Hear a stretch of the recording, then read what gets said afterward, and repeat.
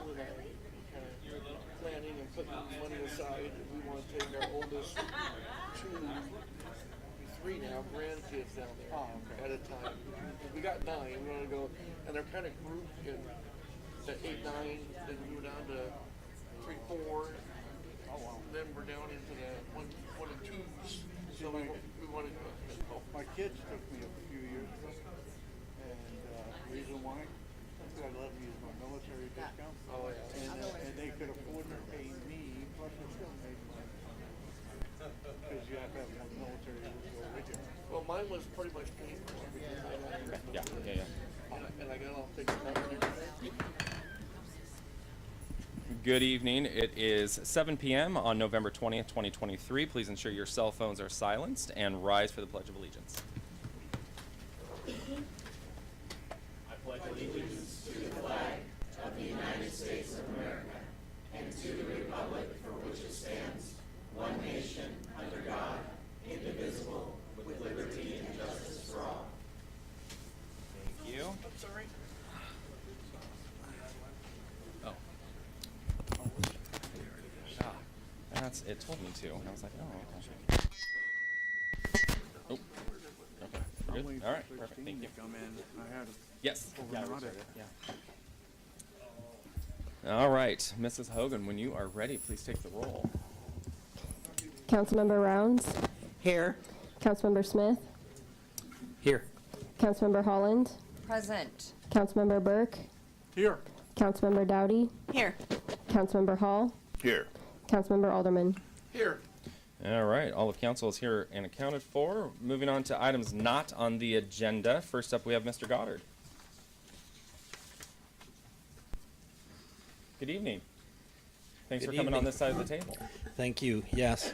So for the record, I'm here as a private citizen today, and I wanted to point out that I appreciate the fact that the VFW asked me to come on Veterans Day and to do a speech, and I wanted to repeat that for you just so we get it on the record. For those of you who don't know, that I am both a Canadian and a U.S. citizen. I was born here in the U.S., grew up in Canada, where it's Remembrance Day. But it stems from Armistice Day, and I'm also a veteran. I spent 5 years active Navy and 3 years Army Reserve, so I got 2 of the 4. Back then it was 2 of the 4. I think it's 2 of the 6 now. Armistice Day, the armistice to end World War I was signed at about 5:30 in the morning, and it went into effect at 11 o'clock on the 11th day of the 11th month in 1918. And that armistice led to the signing of the Versailles Treaty, which ended World War I. Remembrance Day was started the next year, November 11th, 1919, and the Remembrance Day was to honor the fallen on both sides. And that was 10 million soldiers and approximately 6.8 million civilians died. At that time, it was about 1.2% of the total population on Earth died during World War I. So it was quite a big event. In 1920, the American Legion adopted the poppy as their symbol of that, and it was based upon a poem in Flanders Field, and I'd like to read that for you real quick. In Flanders fields, the poppies blow between the crosses row on row that mark our place. And in the sky, the larks, still bravely singing, fly scarce heard amid the guns below. We are the dead. Short days ago we lived, felt dawn, saw sunset glow, loved and were loved. And now we lie in Flanders fields. Take up our quarrel with the foe. To you from failing hands we throw the torch. Be yours to hold it high. If ye break faith with us who die, we shall not sleep, though poppies grow in Flanders fields. That was written by a lieutenant at the Battle of Ypres, or Ypres, depending on what your preference is. In 1915, the battle lasted from 1914 to 1918. 5 calendar years. It was the battle where the first mass use of poison gas was, and it alone had 1 million casualties at that one battle that lasted almost 5 years from 50 countries. So it's just staggering, the loss. In 1954, Veterans Day, the United States started to celebrate Veterans Day to honor those who served. And I point out that that's different from Memorial Day, which started in 1971 to celebrate those who died, those service members who died in the service of our country. So of our veterans, interesting fact, World War I, the last veteran died in 2011, and there were actually 3 of them. They were all French, and they died in the same year. There are 115,000 World War II veterans, and the Veterans Administration says we lose about 120 of them a day, and so we will have lost all of our World War II veterans within 3 years. There are 1 million Korean War veterans, and there are 610,000 Vietnam veterans. In total, there are 16.5 million veterans of the United States services today.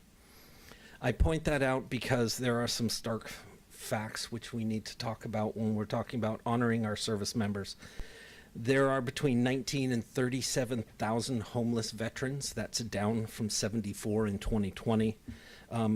But still, 25% to 50% of those suffer from PTSD, and 10% have a substance abuse disorder.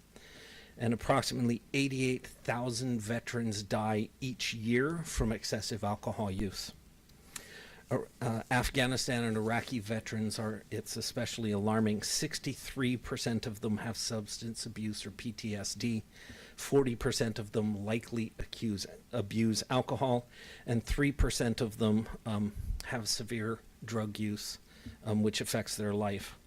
I point this out because we are currently going through what's called a culture war, which is in fact not a war. There are no veterans from this war, and you do dishonor to real veterans by participating in that battle. So I ask that you please get off social media.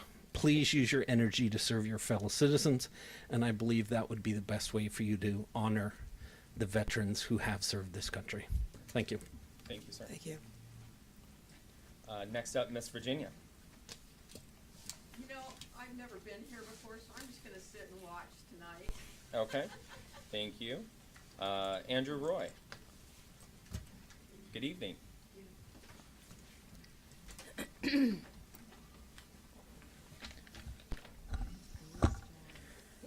Good evening, council members. My name is Andrew Roy. I'm a member of the Woodland High School trap team. I'm a cadet officer in the Civil Air Patrol. I participate as a sophomore in the Battleground Classical Conversations community. Friday night, I had dinner with State Representative Jim Walsh in Longview. Representative Walsh, who represents a good portion of Cowlitz County, gave the following report the next day in one of his weekly live streams. He said, after an election, there is a transitional period when the outgoing office holders will still be in office after being voted out. It is not unusual that these so-called lame duck officials will try to do a lot in their last couple meetings.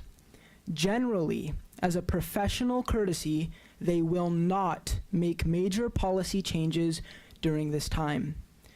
But some are not courteous, and they will try to jam a lot of stuff through. That is unprofessional, but not illegal. It is considered bad form for one voted out to make a lot of changes and rush the stuff through in their last couple of meetings. It appears they kind of want to stick it to the people on their way out. With that being said, it would serve our community well to heed to the well-respected officials' observations. Tonight's agenda is very lengthy and has important and big issues. Some have been debated in this council chamber before. Many of these matters do not need to be addressed during the remaining weeks before new leadership steps into place. For a courteous and professional transition of our city leadership, before approving tonight's agenda, I suggest one of you make a motion to strike several of these consent items from the agenda. Hopefully, you will receive this request as reasonable, and you will carry it out, as in the words of Representative Walsh, with professional courtesy. Thank you. Thank you very much. Whitney Rabb.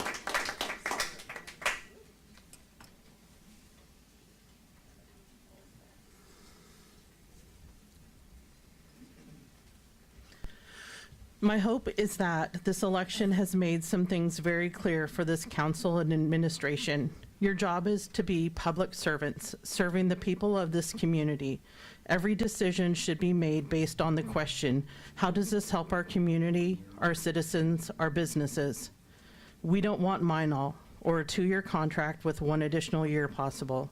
Come back with 1 year while we change back to in-house billing, and with costs of $10,000 to $16,000 for May, June, and July, it's not cheaper. We do not want 1,600 square foot lots. We want developers who build within our requirements, not constant requests for variations that only benefit their greed. Whether at council meetings or on social media, we are giving you our voice. Last-minute contract agreements do not need to be made unless you're worried about the new mayor acting like the newly elected Finn in 2016 who terminated Police Chief Crockett, the Public Works Director, and the Community Development Planner without cause. Finally, I want to state one more time that the 7% water increase and sewer increase were not chosen out of thin air, nor was the brilliance of Ben Fredericks. It was based off the water and sewer rate study presented in 2009 by Wilden. I emailed it to each of you so you all can see it. Rates were supposed to drop to about 2.5% in 2018. Reasons for the rate study: operating and capital costs increasing, aging system, need for pipe replacement, which is a local and national concern, need for operating reserves. Sounds familiar.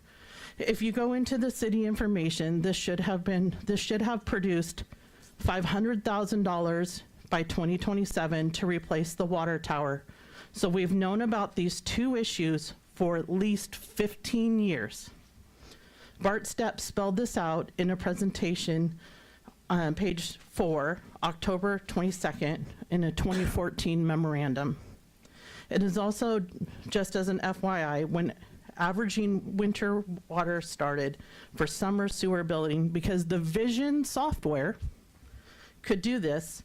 It's not archaic if it's known how to be used. Most people don't want to have to be involved constantly with the government. They want the people elected and hired by those elected to be mindful that they are there to best serve us. Thank you. Thank you. And one correction to, I'm going to call somebody else. Actually, you're not up yet. I've got you down on another list here. One correction, Phil Crochet actually resigned. I did not release him from employment. Mr. Rick Pettit. Hey, you said it right. He knows how to say my name. Hi, I'm Rick Pettit from Remnant Farms Feed here in Woodland. I got a lot of topics, so I'm just going to run through them all instead of coming up here 5 times. First of all, I as a small business owner, I find the concept of a golden parachute repugnant. And if you can't do a good job while you're working here, don't ask us to pay your way after you get canned. As far as the water company, what is it, Moline or something like that? Minol. I think they've done a really good job of screwing things up, and I don't think we should reward them with another contract. And with regard to small business, I would really appreciate the employees of Woodland and the council and the mayor's office to start appreciating small business and treating them properly, including me and the pot shop, or whatever you want to call it, 20 after 4. And let's move on and not make a bunch of contracts that stick the rest of us with something after you're gone. Thank you. Mr. Belial. Ms. Belial.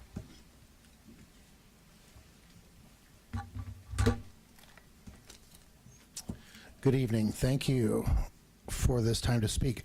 I'm going to first speak about Planters Days. Tomorrow is our monthly Planters Days meeting. It will be at the VFW at 6 p.m. and the VFW is at 434 Davidson. Also, the tree lighting Winterfest December 2nd with Santa, and I think that starts at 5:30. So Santa will be there. Also, the VFW excuse me, VFW breakfast December 9th. Santa will be there also. And the theme contest for Planters Days is closed now. We should be choosing the winning theme for that. And the art contest will start in the schools shortly. And the applications for princesses will be at the school here just after this next week, or this week, I believe. And that's all. Awesome. Thank you. All right. Thank you, Mr. Blythe. Mrs. Smith, do you have something for not on the agenda? Or on the agenda? I have you on the agenda. On the agenda? You want to speak now? Yes. Okay, go ahead. Okay, thank you. You bet. Usually I ramble on, so I've got little sentences here.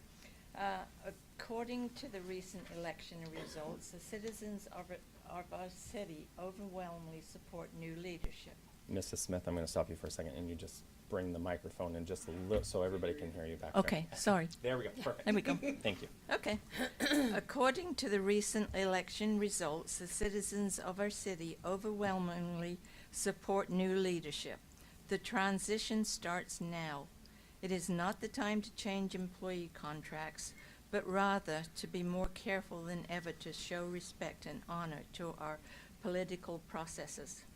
I respectfully request that you offer your support, as well as it is in the best interest of our city and in the best interest of the reputation of our outgoing mayor, that he isn't remembered for pulling off last-minute deals with his staff.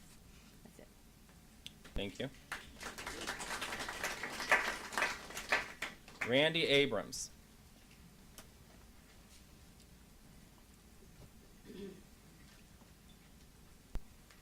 Good evening. Good evening, and thank you for allowing me to address the council and audience. I live in the county, but I'm talking about the zoning that has prohibited 20 after 4 from being in business here. And I'm talking about it in part because it affects the city. Currently, I use cannabis at night per the instructions of my neurologist. I have multiple sclerosis. Travis talked about veterans suffering from PTSD. Cannabis is known to be effective in helping people with PTSD. It's one of the approved medical uses for a medical marijuana card, among others. But here's what happens when you don't have 20 after 4 or other types of shops here in town. People go elsewhere, which means I've got to go to Vancouver or something like that. So rather than driving into town, maybe stopping at Ace, maybe stopping at Safeway, whatever, I take my tax dollars out of town. Now, at the same time that in the past, there were complaints about county residents driving on city roads and they don't pay taxes, the taxes that we do pay by frequenting local businesses just go away. And I think that I had been told by a previous council member, well, that's what the zoning is. But when the zoning does not serve the best interests of the people, the citizens of the city, which if it affects county residents, that can be problematic. I think everyone here on the council knows it's time to change the zoning for the benefit of the city and its residents. Hey, if you help the county people, that's a good thing too. So I thank you very much. I hope you'll consider rezoning for the benefit of veterans, people with medical disabilities, and the aging roads and water system. Thank you. Thank you. Is it Cara Owens?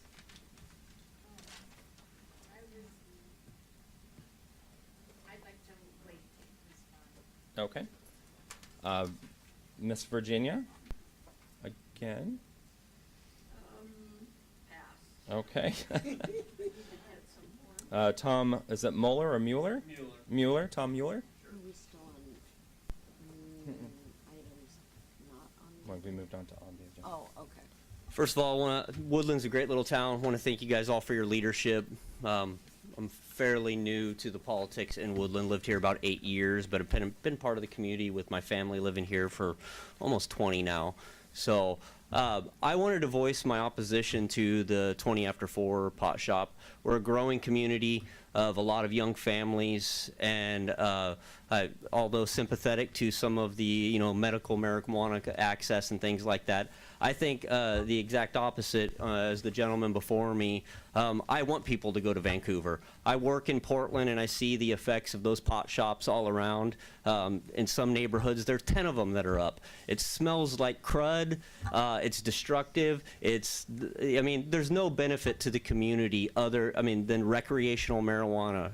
We have the gentleman who's talking about the stats of the World War I and World War II, the effects of alcoholism. Marijuana is right up there with it. Now, you can look at all different studies, and you can find a study that says one thing or a study that says another thing, but I think intuitively we all know that marijuana is a destructive force that is not good for any community. And so as a father of 4 daughters and knowing the local children around this area, I don't think that it's a good positive thing to be bringing that into our community as it's growing, I'm hoping as city council members and as leadership of the city, we're not just looking at the next 1 or 2 years or 5 years down the road, but we're looking at 30 and 50 years. What do we want Woodland to be, and what do we want it to look like?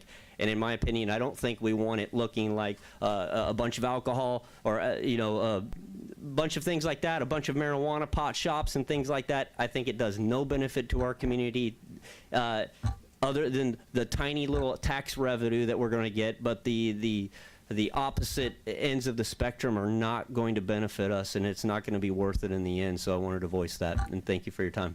Thank you.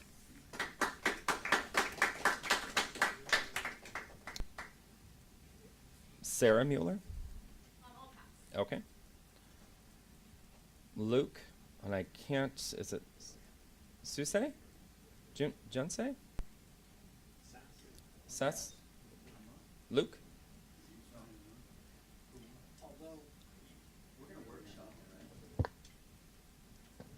So Luke is actually with the workshop, and so Oh, okay.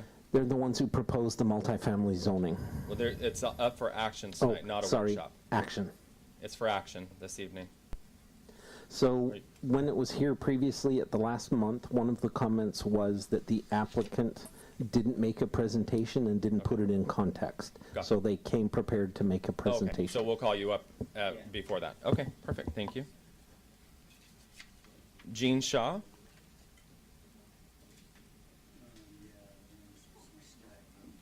Oh.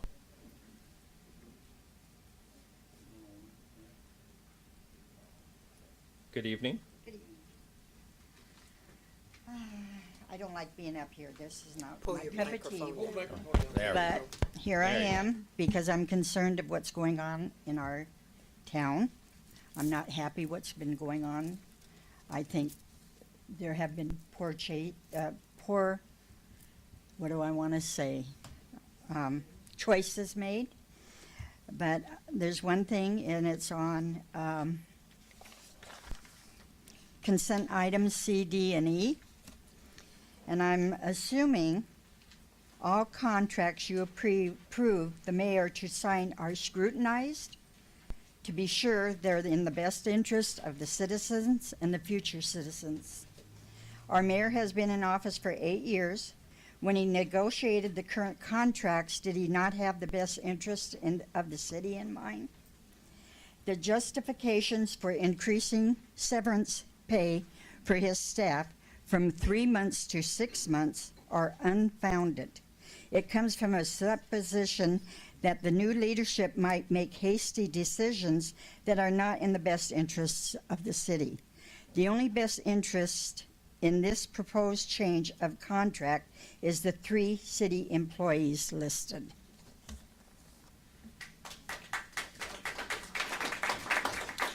Mrs. Butler.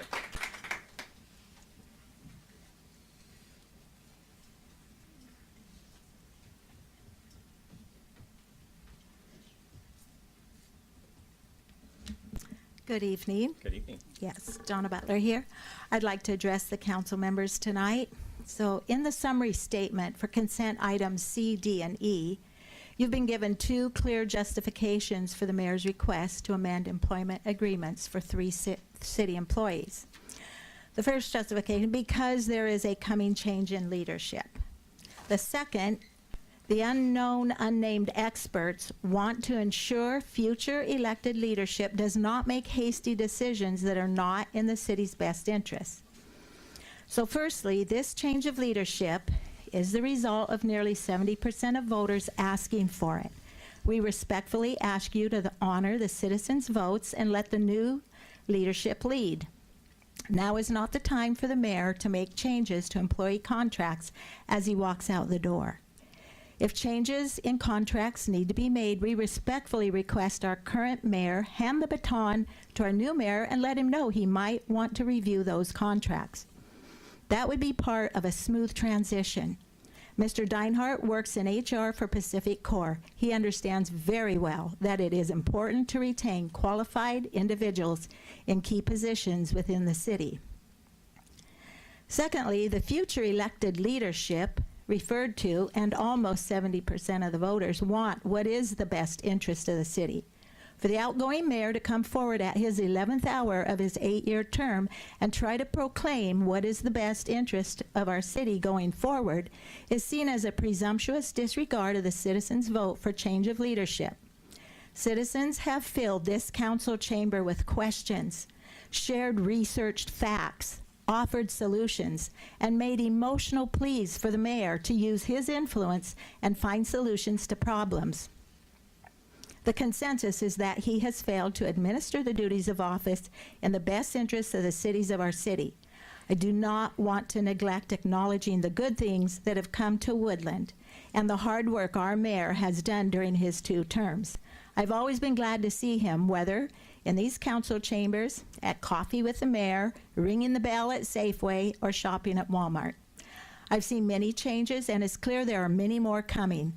The new mayor will have a lot on his plate as he starts out, and we'll be watching him too, because it's not about who is mayor, it's about what he is doing for our city. In closing, thank you for serving, thank you for listening, thank you for yes votes, thank you for no votes, and thank you for tabling a few things. In closing, I hope this transfer of leadership can be handled with honor and respect, and while these requests are a way for the mayor to express his value and appreciation for his staff, a no vote of these 3 consent items is in order when all things are considered. And I'd just like to make one more little note about Minol. I make payments in the city, and it shows up on my statement as an adjustment in fee. It does not show up that I made a payment. And I called Minol. Well, I talked to the city about it. They were going to track into it.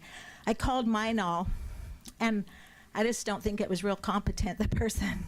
I said, so I make a payment, and my statement says an adjustment or a fee has been made. And she says, yes. I said, but it's a payment. Why wouldn't it show up under the payment column? She says, oh, that's where we make adjustments. And I said, let me get this straight. And I repeated it. And she said, yes, like she was real proud of her answer. And I was like, okay, I think I got to talk to City Council about it, especially then in light that I saw that the mayor's wanting a 3-year contract with them. It's been questionable all along. And so at the very most, a 1-year contract to get things settled is what I would ask, if any at all. So thank you. Thank you, Mrs. Butler. Mr. Pettit, I have you listed again. Did he leave? All right. Moving on to the agenda itself this evening.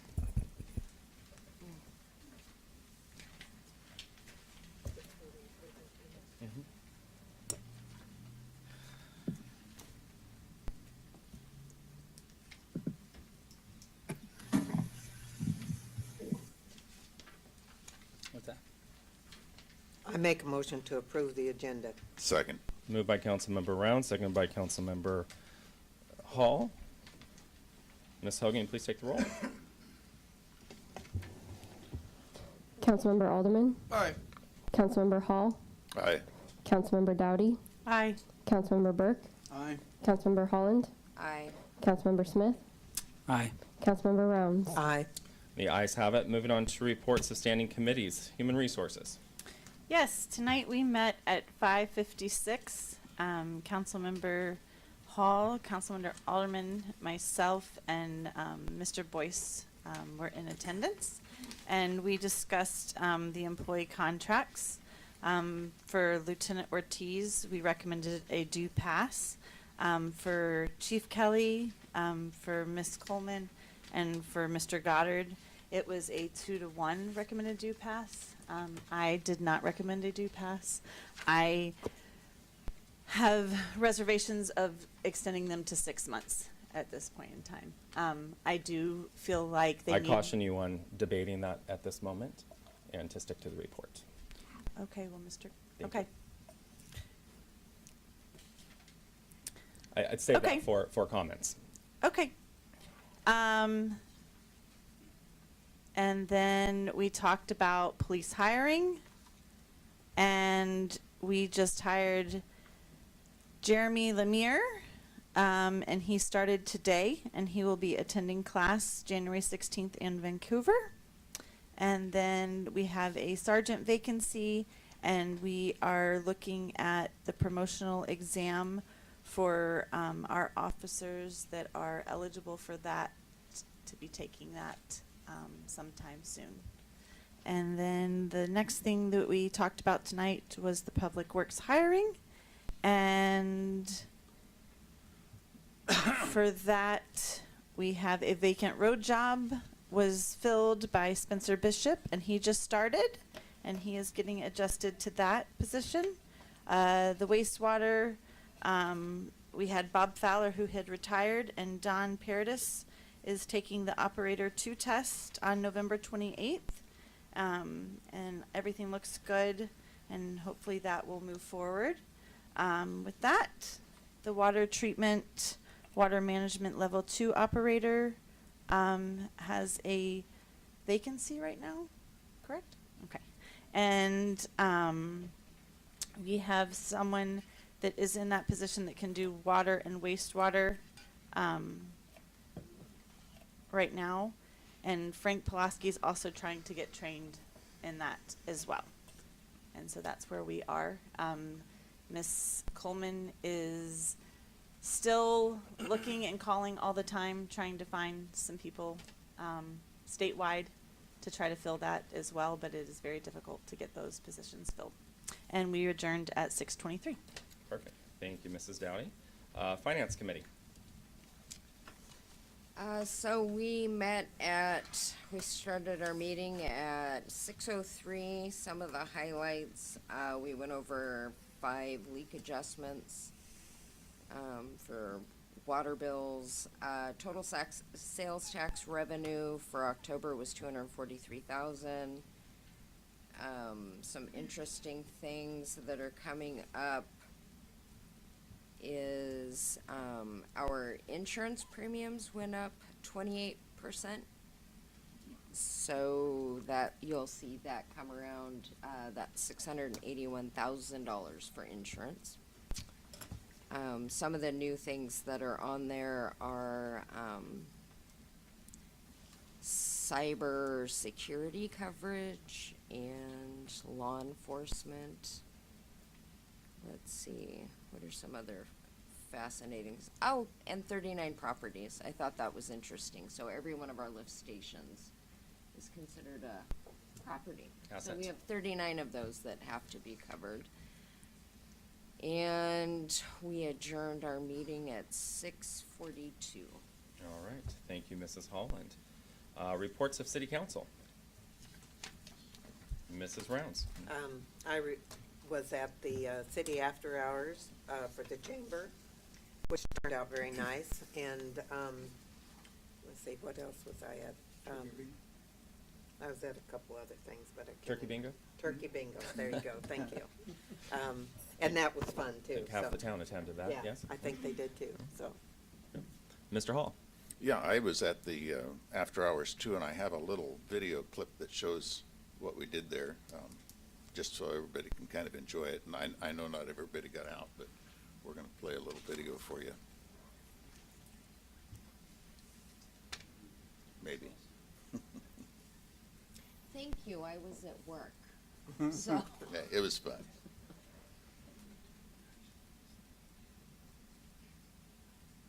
You can see this on the website, by the way, if you want to hear the music that goes with it.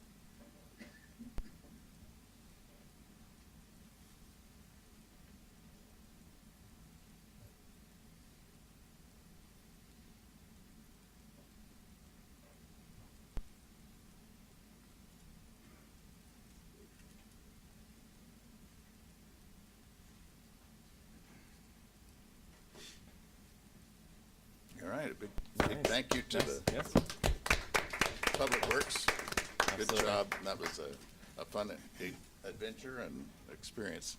I also wanted to give a shout out, congratulations to the Woodland Beavers.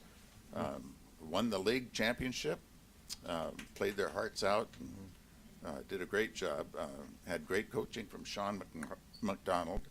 And I just wanted to mention that I was at a coffee shop with some folks, and we were talking about, this was before they won the championship, and I said, you know, if this team wins, they're going to be going to the playoffs, and they have a good shot at winning this championship. So someone said, well, you know, if they go, they won't have a bus because the 2 school levy failures prevent them from having the resources to take a bus. So the next day, and Mayor Finn was at that meeting, and that was fun. He the next day went to the Chamber of Commerce. It was the day that they were meeting, and he asked the chamber members if they would like to participate and get a bus together for our kids.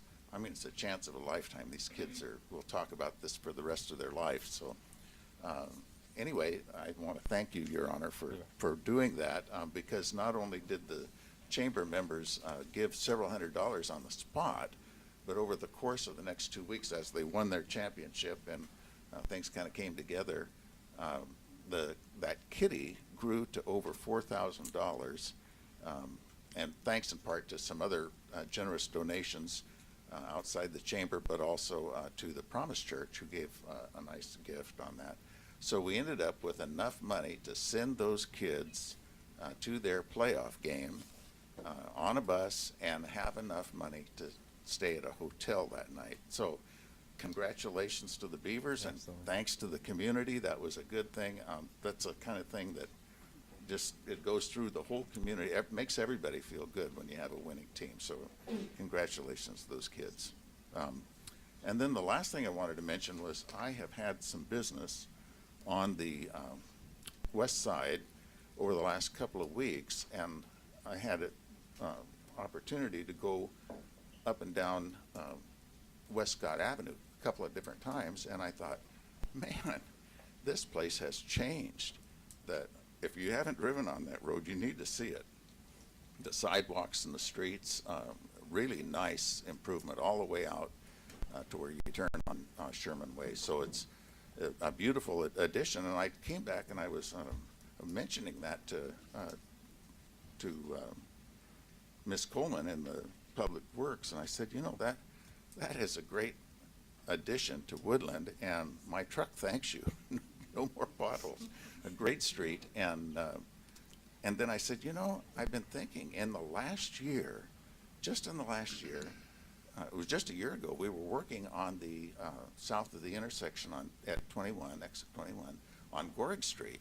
And on the heels of that was the Lakeshore Drive project, which is fabulous, going out toward the park. If you've seen that big sidewalk, and it's all these things are ADA and beautiful street. And then on the heels of that, we did the residential area over on the east side, down Willow and that area. And I said, you know, when you look at all that we've accomplished on these streets, I said, I don't understand the talk about not doing streets. And so I said to Ms. Coleman, I said, do you have a list of those? She sent me a list. This is a typewritten list of all the different street projects. There's a half a dozen of them that were done over a period of about 20 years prior to the last 5 since she's been here. And then there's a page and a half of street projects that have been completed since. And so I think we're on a great path regarding our streets. We're getting some great improvements every year. I don't know how many miles of road this represents, but it's significant. And we're making some significant improvements in the roads. And so I just wanted to give a shout out to the Public Works Department and Ms. Coleman especially for not only the grant writing that got us the money to do those things, but also the project management. They're great projects and they look good, and I think people should say thank you for pretty neat projects. So that's all. Thank you, Mr. Hall. Awesome. Mr. Burke. Yeah, this weekend we held the bingo and the Snowflake Bazaar. And it's the oldest bazaar around here. Bingo. It started in 1943 in Woodland, so just for a little information. We had 68 vendors, which was really great. 400 people played bingo. We gave away 62 turkeys and 149 prizes donated from many of the merchants. And I spent my 50th anniversary doing it. So anyway, we had a good time. And how many people made it here? Doggone, nobody? Next year. Oh, Mrs. Smith was there. 4, okay. All right. Thank you, Mr. Burke. Thank you. Mr. Alderman. Yeah, I just want to take a second, not really a report, but I just want to take a second to say thank you. Tonight was my last meeting. The election didn't quite go my way, but I'm okay with that because it'll be in the hands of a very good man. I'm reassured because I've had lots of conversation with Douglas, and it's in good hands. I just want to say thank you to the council for choosing me when I put the application in. I'm pretty proud of what I've done since I've been here. I've stuck true to my word as much as I could as possible. The personal growth that I've had as effective here, my family, my work, I've grown across the board. It's really helped me out a lot, and it's a great thing. I do love this town. I want to wish the people that are coming in good luck. Keep an open mind. That's the one thing that got me. My first is when I was appointed, what I thought was going on, and thought how things were going to happen. Not even close. It was like a brick wall. So keep an open mind, and the people coming in, listen to people. And Todd Deinhardt gave me a piece of advice: ask questions. And that's the one thing I do agree with Todd Deinhardt with: ask questions. Thank you. Thank you, Mr. Alderman, and thank you for serving. We appreciate you.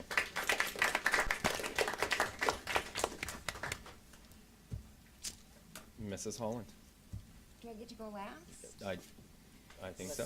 Unless somebody else jumps in after you. Well, I wanted to say, the spouse and I hit, the Friends of the Library Bazaar. I spent way too much on gift baskets. We hit the Presbyterian Church Bazaar, great group of, vendors. Where else did we go? There was another one we hit. I did not get to the Snowflake Bazaar. The Oak Tree and the Catholic Church. St. Philip's. St. Altar Philip's. Society fudge, that's kind of my thing. I've got to get that every year. And then we ran out of time and had to get to Woodland Action. And thanks to everybody rounding up at Safeway, we were able to distribute Thanksgiving meals to 190 families in our Gotcha. community. Nice. In our community, Mm-hmm. in our community. Thank you. The food bank is closed next Saturday, so that the volunteers can rest. So if you run across somebody who needs services, some of the other agencies are open, and you can find information on the woodlandaction.org website under resources. But our volunteers need a break, so That's a lot. That's a yeah. lot. Thank you. Thank you for doing that, and thank you to them for coming together to administer those dinners. It's very important. It's a lot of turkeys. It's a lot of turkeys, and it's important work, so thank you. Anyone else? Mrs. Dowdy. We had the class of 2025 parents and students come together and volunteer for the Snowflake Bazaar and the bingo, and as our first fundraiser for their senior grad party, drug-free and alcohol-free. And so we had a lot of volunteers between Friday and Saturday night, and a couple of them spent all their time, including myself, both days, spent lots of hours at the event. But it was great to see the community come out to all of it. And then my daughter and a friend of hers ended up even calling bingo. And so it was a great event, and really enjoyed seeing the community come out and support such a wonderful event. And yeah, so it was great. Awesome. Thank you. I'm good. Okay. That's your last. We'll just move on. All right. Oh, so Yes, that didn't, Mrs. that, Holland. so the 190 families, that was in the building, but we also, what a lot of people don't realize is that Woodland Action also delivers over to folks over at Hawthorne House. Oh, So okay. I think that was an additional, like 35, 40 residents there. That Awesome. happens, That couldn't get out, that are not mobile. correct. So Gotcha. that happens like Thursday, Friday, and then we have regular distribution on Nice. Saturday. I always forget to, because David just makes it happen. Just makes it happen. So, Nice. Awesome. Thank you. Chamber of Commerce, Mrs. Swire, welcome. Thank you. Oh. Good evening. Good evening.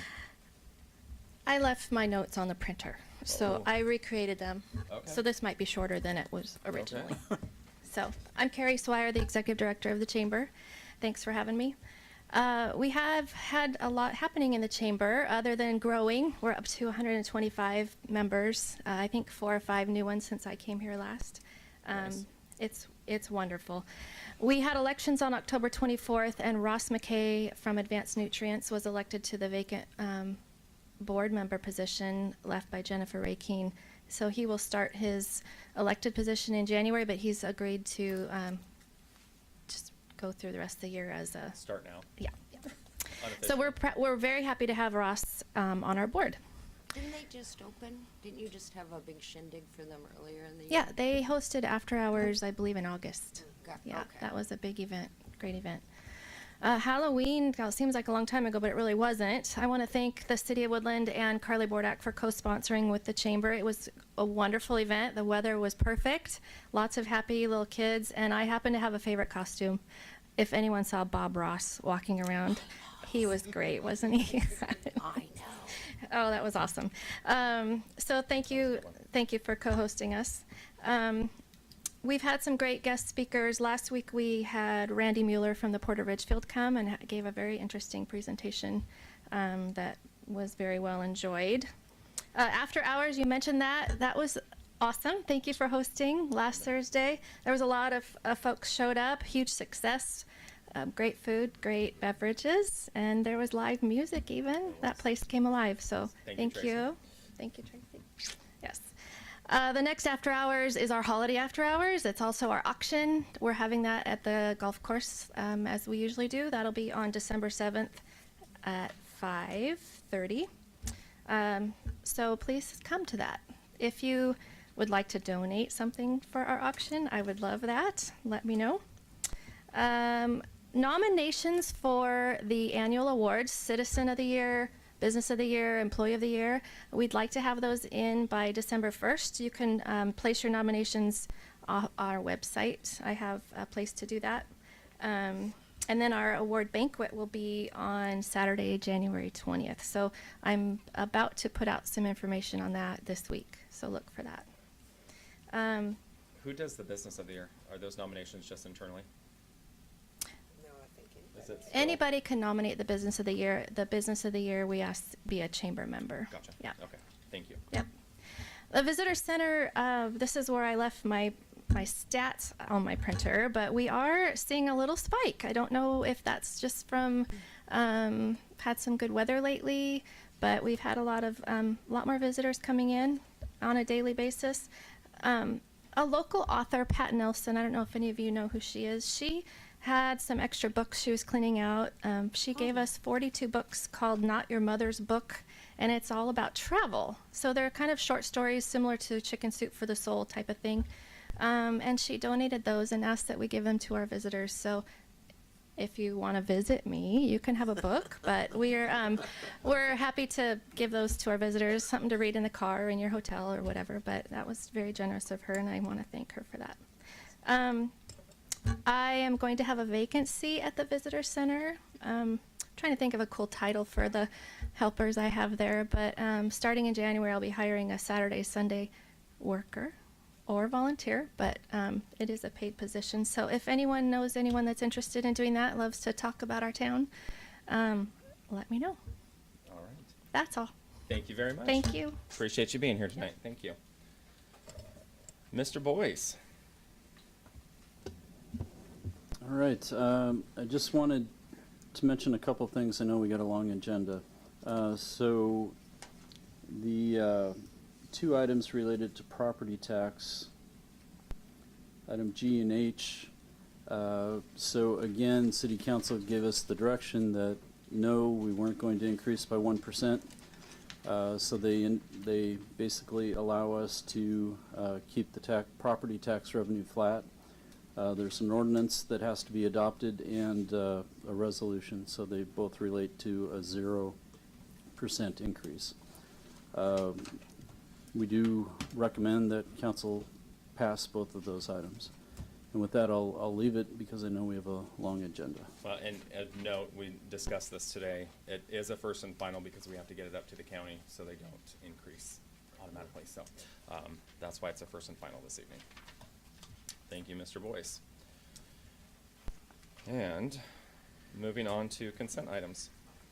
Motion to vote on each item individually. Second. Moved by Councilmember Dowdy, seconded by Councilmember Burke.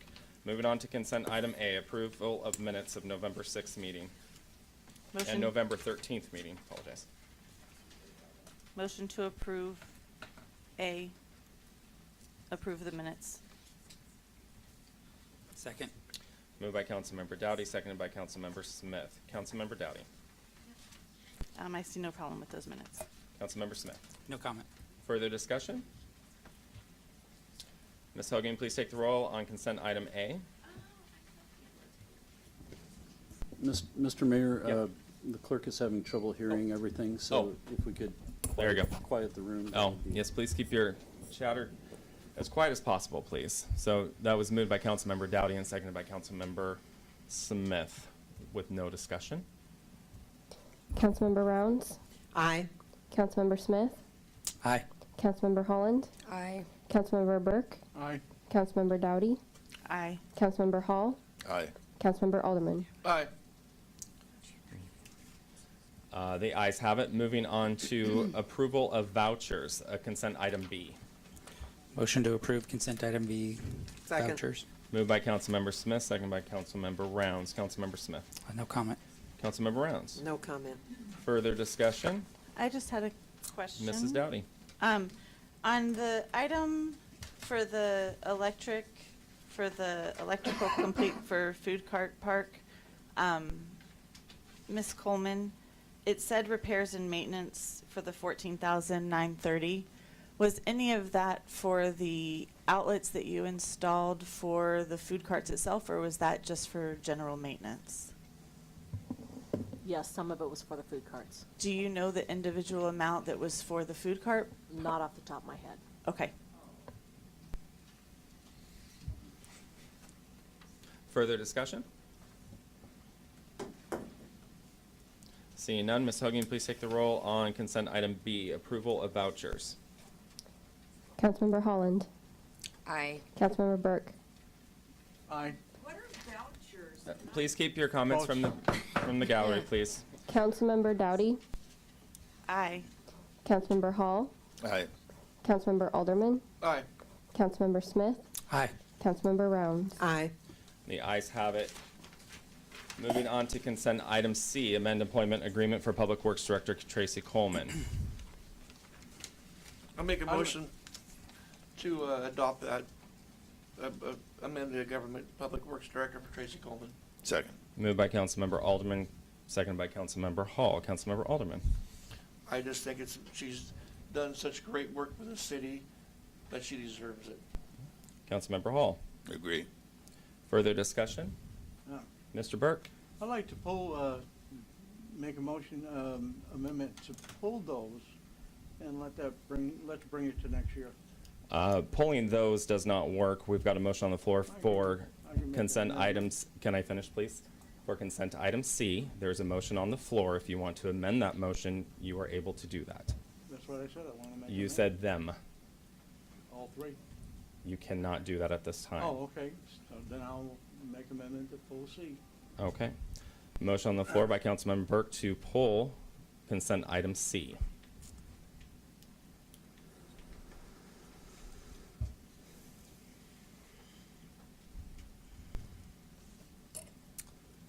Motion on the floor to pull consent item C by Councilmember Burke. Is there a second?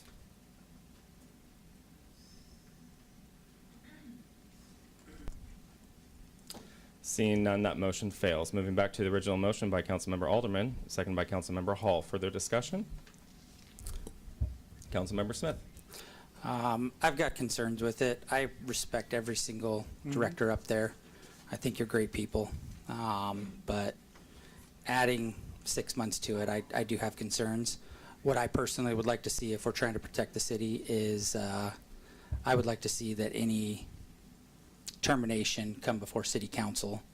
I don't know if that's possible or not, but my biggest concern is wrongful termination brings a lawsuit to the city. It's happened in the past, and we've paid out more than the salaries here that we're talking about for the 6 months. So personally, I would like to see any termination come before city council to make sure that it's a valid termination before it just happens arbitrarily. Mr. Boyce.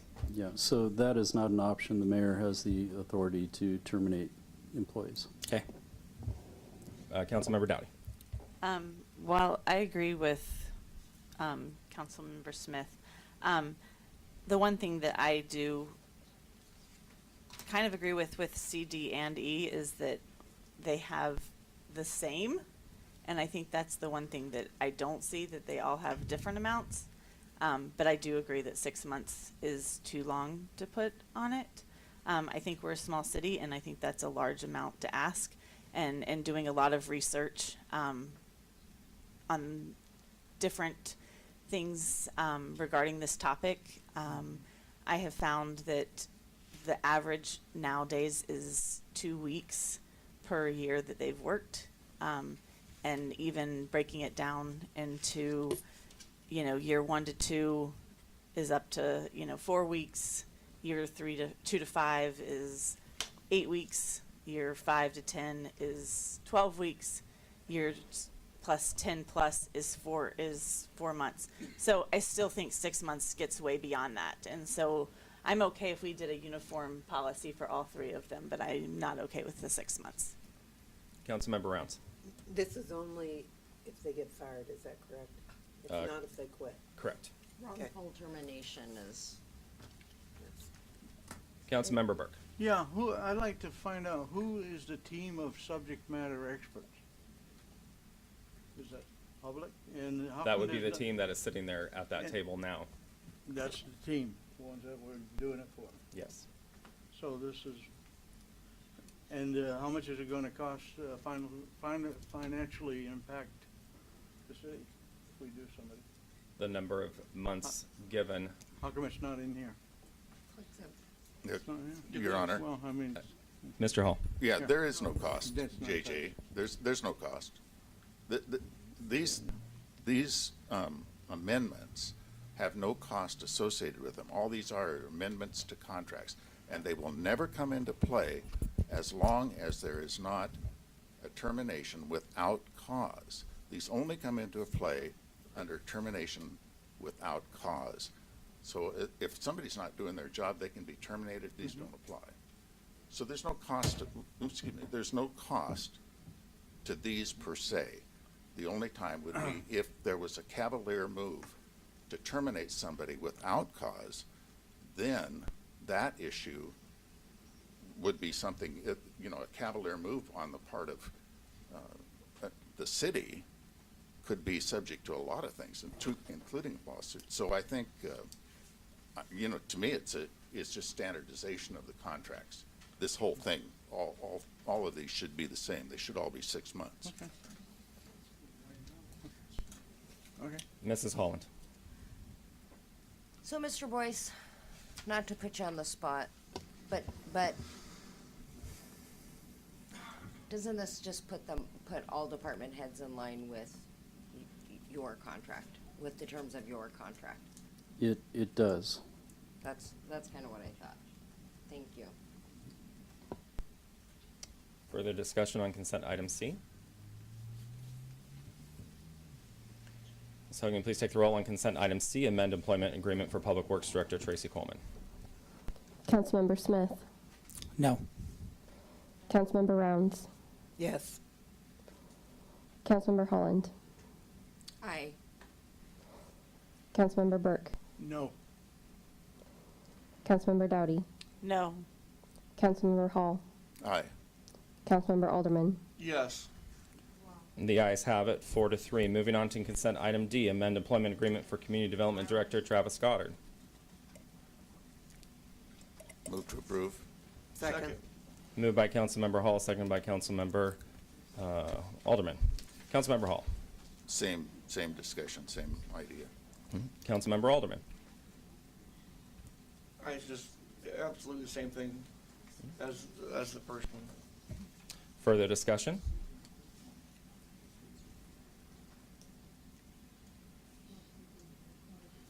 Please keep your comments in the gallery. Seeing none, Mrs. Hogan, please take the roll on consent item D, amend employment agreement for Community Development Director Travis Goddard. Councilmember Burke. No. Councilmember Dowdy. No. Councilmember Rounds. Aye. Councilmember Smith. No. Councilmember Holland. Aye. Councilmember Hall. Aye. Councilmember Alderman. Aye. The ayes have it, 4-3. Moving on to consent item E, amend employment agreement for Police Chief Jim Kelly. Make a motion to approve. Second. Moved by Councilmember Rounds, seconded by Councilmember Hall. Councilmember Rounds. Same conversation. Councilmember Hall. Same, yes. Further discussion? Seeing none, Mrs. Hogan, please take the roll on consent item E, amend employment agreement for Police Chief Jim Kelly. Councilmember Dowdy. No. Councilmember Hall. Aye. Councilmember Burke. No. Councilmember Alderman. Aye. Councilmember Holland. Aye. Councilmember Smith, No.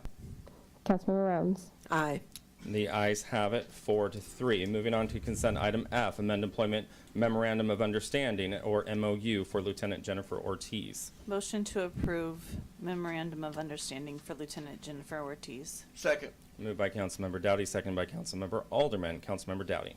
This was a unanimous do pass in our human HR meeting today. Councilmember Alderman. Absolutely, there's no question to it. She's done a great job, and if something happens, I think we support her and Bolo. Further discussion?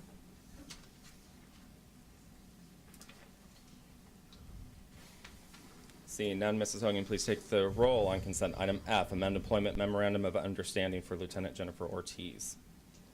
Councilmember Rounds, Aye. Councilmember Smith, Aye. Councilmember Holland, Aye. Councilmember Burke, Aye. Councilmember Alderman, Aye. Councilmember Dowdy, Aye.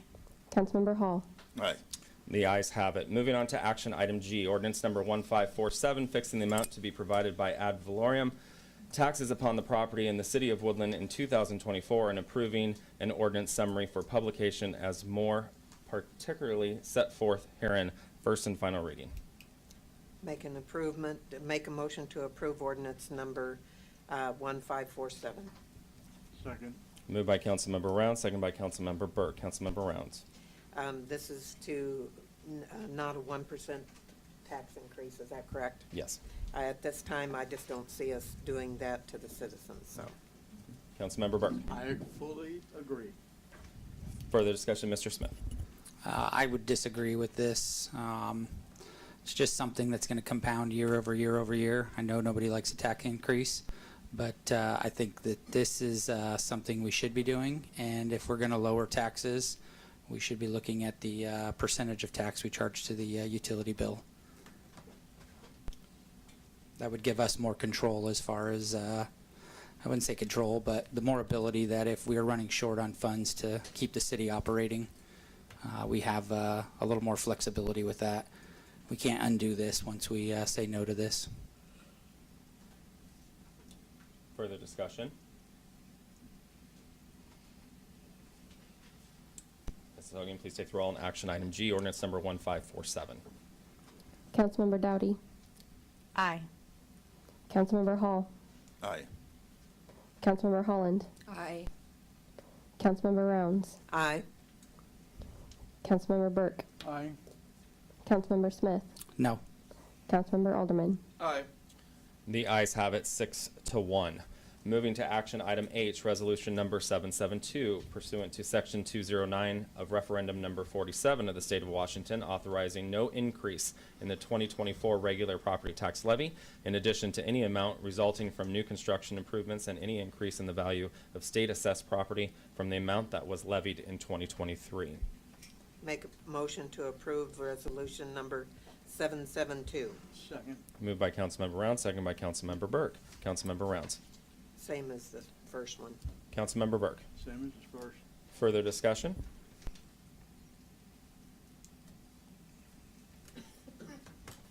Seeing none, Mrs. Hogan, please take the roll on action item H, resolution number 772. Councilmember Hall, Aye. Councilmember Smith, No. Councilmember Rounds, Aye. Councilmember Burke, Aye. Councilmember Holland, Aye. Councilmember Alderman, Aye. Councilmember Dowdy. Aye. The ayes have it, 6-1. Moving on to action item I, authorize mayor to sign the drinking water state revolving fund loan contract DWL 28171-0 for water treatment plant filter 2 and 3 restoration and media replacement. Move to approve the authorization. Second. Moved by Councilmember Hall, second by Councilmember Alderman. Councilmember Hall. Yeah, it's time to get this done, and we need to do the loan to make it work. It's built into our new budget, so I'm for it. We've got to get it done. Councilmember Alderman. No comment. Further discussion? Mr. Smith. This is not new. We've been discussing this for months, years. So I am in favor of this. Mr. Boyce. Mr. Mayor, I wanted to point out that we have not yet included the debt service payments or the construction payments in the 2024 budget. We were waiting for the paperwork to see where we were going to be. So if City Council does adopt these loans, we need to integrate those into the 2024 budget. And then we can finalize it, correct? The budget? Yes. Vote to approve the budget. I thought when we went through this in the budget discussions that we said that we do have the resource for the Yeah. debt service built in. Right, we do have the resources available, but I think I mentioned that we have not yet put the expenditure appropriations in. We did not have the exact debt service payments, and that's the reason they weren't in yet. So we'd have to amend the budget. Well, it's a preliminary budget now, so City Council can make that change. Mrs. Dowdy. So there's nothing we have to cut to put these in, though, correct? That's correct. Okay.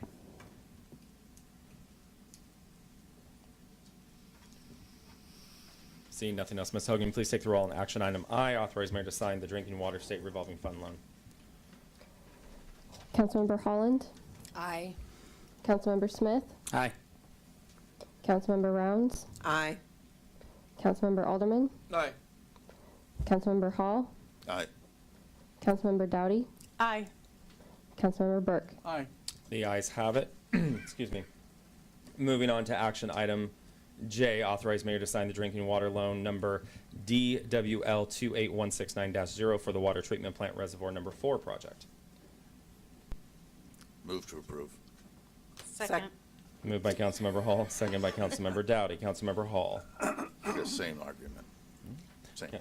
Councilmember Dowdy. Same. Further discussion? Well, Mrs. Holland? for most of the folks here probably haven't ever been to a council meeting before, but what this is doing is giving us the ability to build a $1.5 million or a 1.5 million gallon water reservoir that we're required by the Department of Health to have. So, since nobody can really read that, I've sat in those seats, I know, it's hard to be able to read them all, so, but that's what we're voting on right now.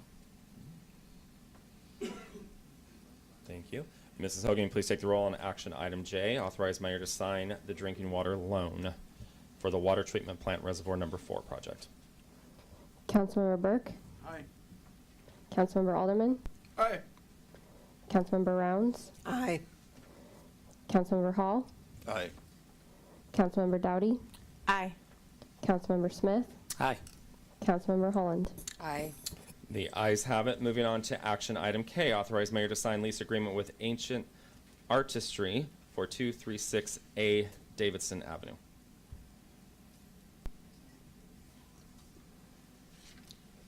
Move to approve. Second. Moved by Councilmember Holland, seconded by Councilmember Rounds. Councilmember Holland. This, what I remember, is the first piece of that building, correct? So you share a wall. Public Works shares a wall with them, and it adds $9,000 in revenue, leasing this space out to them. Councilmember Rounds. I agree. Further discussion? Yeah. Councilmember Smith? Oh, They've been a long time tenant in there, haven't they? yes. Okay. Councilmember Burke. And so what are we getting, $800 a month? So what that figures out, it comes to Coleman? 9,000, says plus. Yeah, it's written in the lease agreement on the first paragraph, and then they pay the taxes to the state. So, well, they pay them to us because we pay the state. They pay what? The Taxes. property taxes. All the property In for the section, building? in section 10 of that agreement. And we don't need the area, huh? We No. got plenty enough room for all our staff to fit Yes. comfortably? Correct. Anything further? Ms. Hogan, please take the roll on action item K, authorize mayor to sign lease agreement with Ancient Artistry for 236A Davidson Avenue. Councilmember Alderman, Aye. Councilmember Dowdy, Aye. Councilmember Smith, Aye. Councilmember Rounds, Aye. Councilmember Holland, Aye. Councilmember Burke, No. Councilmember Hall. Aye. The ayes have it, 6-1. Moving on to action item L, authorize mayor to sign contract with Kittleson Associates for Exit 21 Improvements Project. Make a motion to approve action item L, authorize mayor to sign contract. Second. Moved by Councilmember Rounds, seconded by Councilmember Hall. Councilmember Rounds. If I'm correct, this is the money that we received to go forth with this study? Yeah, so we want to, It's not a study. and I know Sorry. it's not a study, we had a study. And so we're going forth so that we will be ready in case we get state funds or federal funds, correct? Councilmember Hall. Yeah, this is the engineering, so it needs to happen. Further discussion?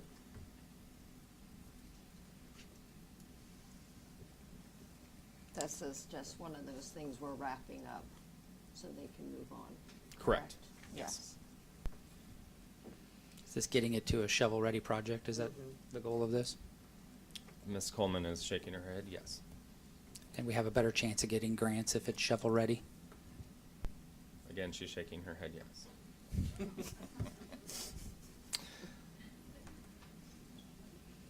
Seeing nothing else, Ms. Hogan, please take the roll on action item L, authorize mayor to sign contract with Kittleson Associates for Exit 21 Improvements Project. Councilmember Burke, Aye. Councilmember Hall, Aye. Councilmember Dowdy, Aye. Councilmember Smith, Aye. Councilmember Rounds, Aye. Councilmember Alderman, Aye. Councilmember Holland. Aye. The ayes have it. Moving on to action item M, ordinance number 1541, multifamily zoning text amendment, first reading, and at this time, I think we are going to have a presentation. Is that correct?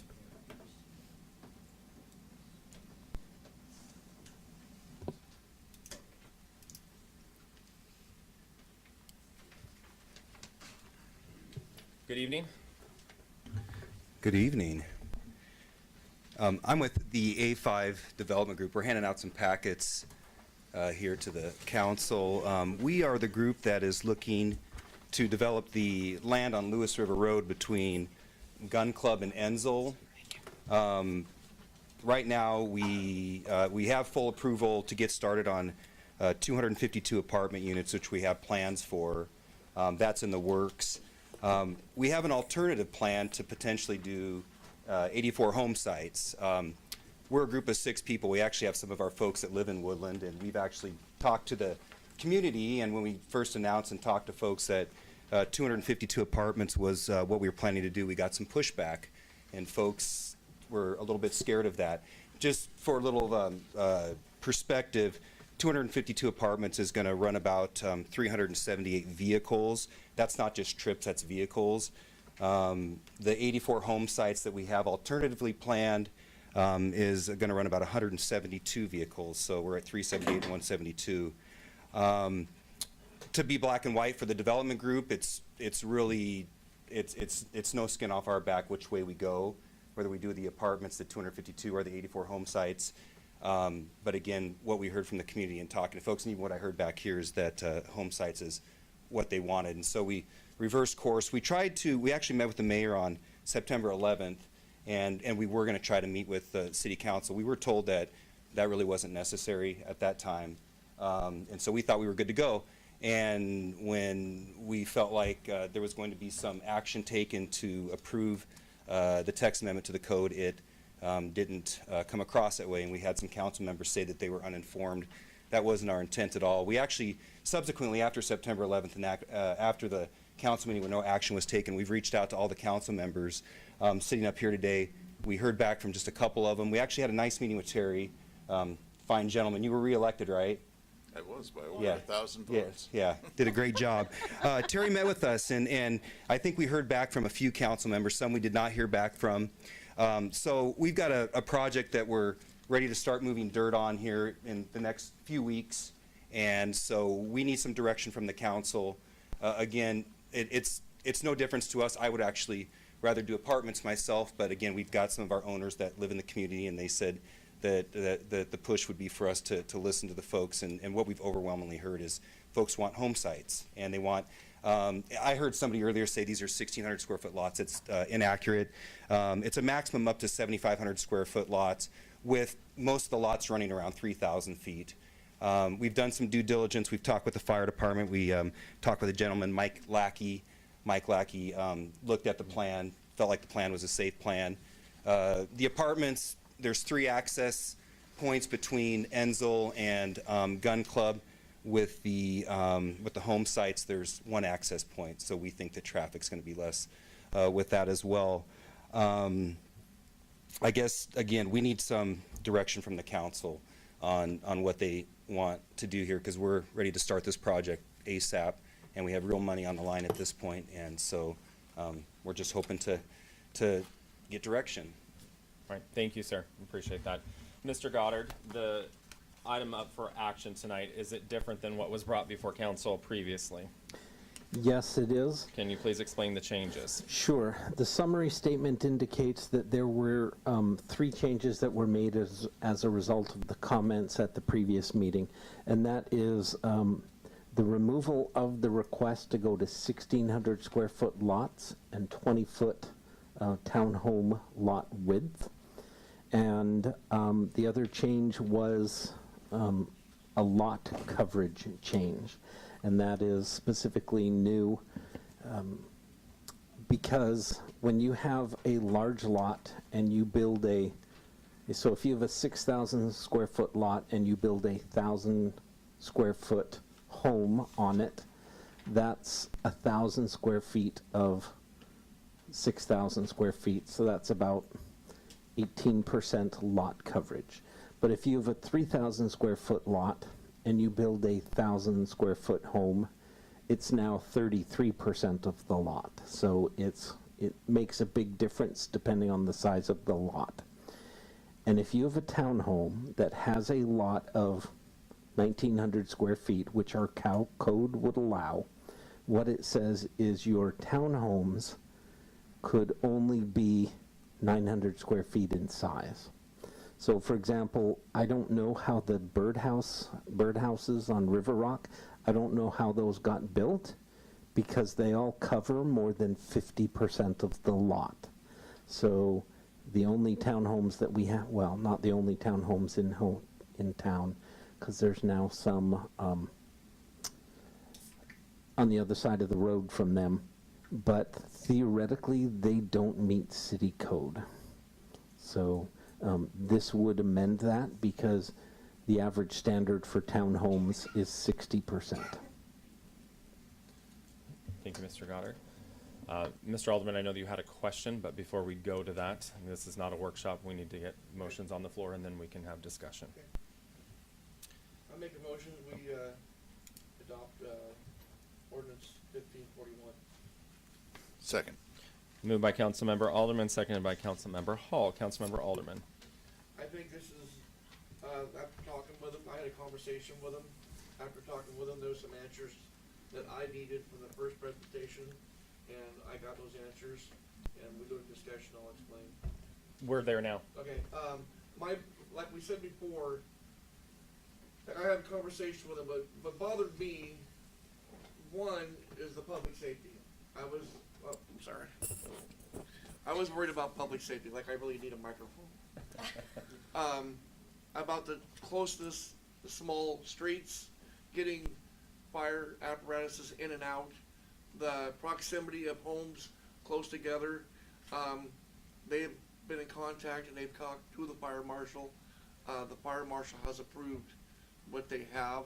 They've even talked about, if needed, the concrete siding between the homes. So being in the fire service, I've seen it where close buildings, this one goes up, one next to it goes up, the one next to it goes up, and that was my big concern, and that wasn't covered in the first time they were here, and that's why I didn't make a motion last time, because it wasn't covered.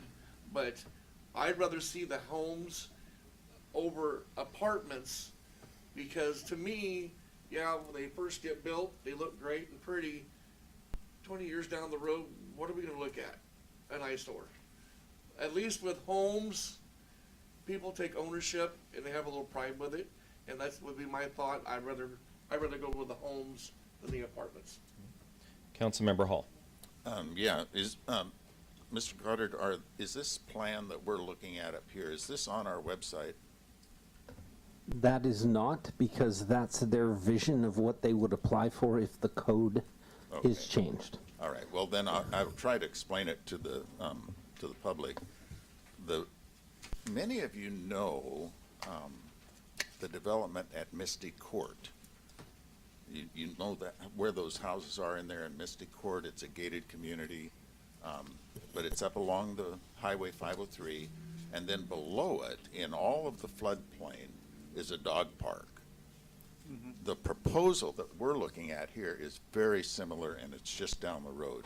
It looks a lot the same. The houses are up along the road, and the whole floodplain area is basically natural area, which is great for the use of the river. It maintains the natural beauty and flow of the river. All that remains unaffected. So I have a few notes that I want to just go through here. Get my thing to cooperate. This plan that's being proposed reduces the car load on SR 503 by over 200 cars. That's significant, and I appreciate the developers looking at that. That's a big help. It also cuts the accesses down from 3 to 1, which is also a big benefit to the community. It puts the proposed park up along 503 for visibility, which is good for the community. And let's see, what else do I have on here?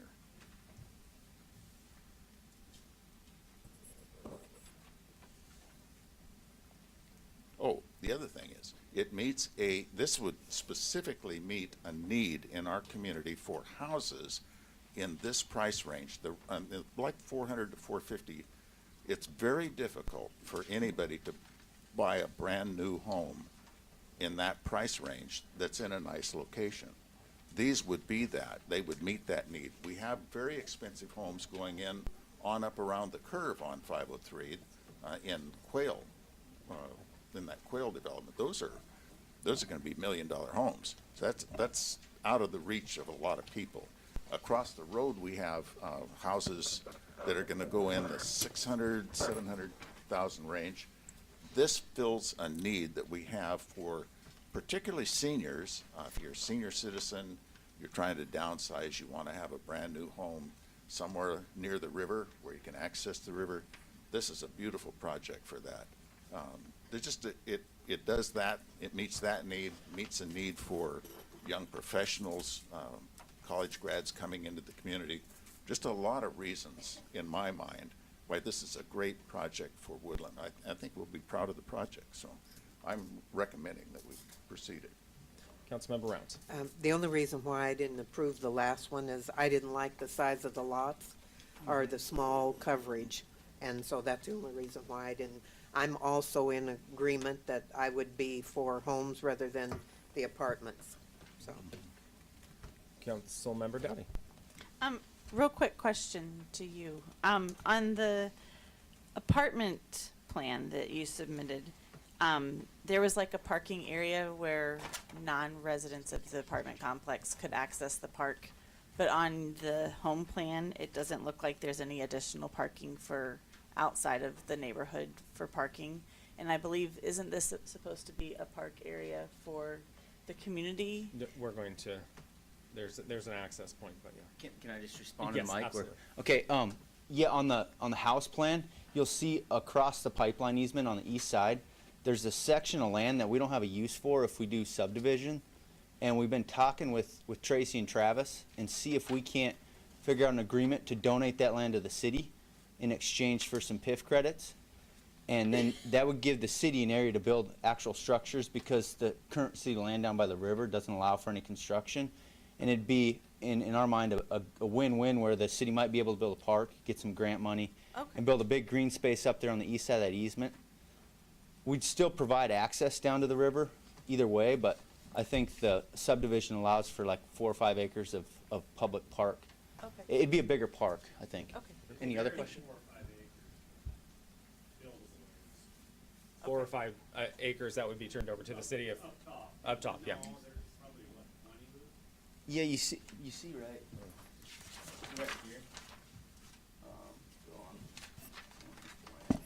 If you turn to that big subdivision plan, right here, it's all this land right here, so where's, yeah, right here, this whole Okay. section, see that dotted line, that's the easement? Okay.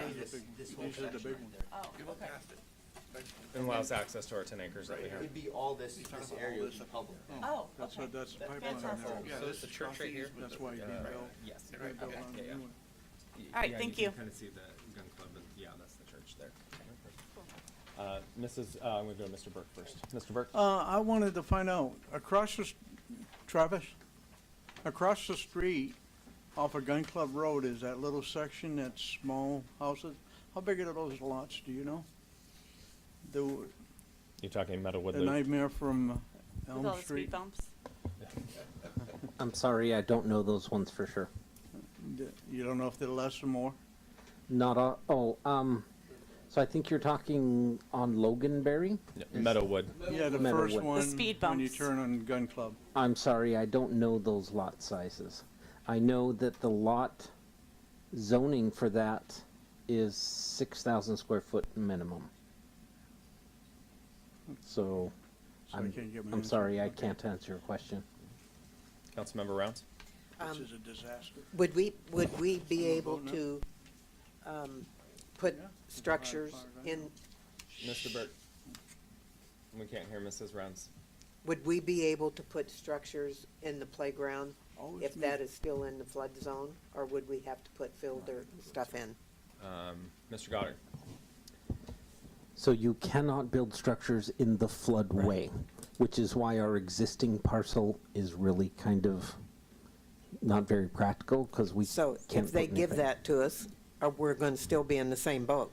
No, because No? the portion that's between the church and the homes, we would be able to build a parking lot, maybe a basketball court, and we could Okay. put infrastructure there, because Okay. it's high and dry. All right. Well, it's high.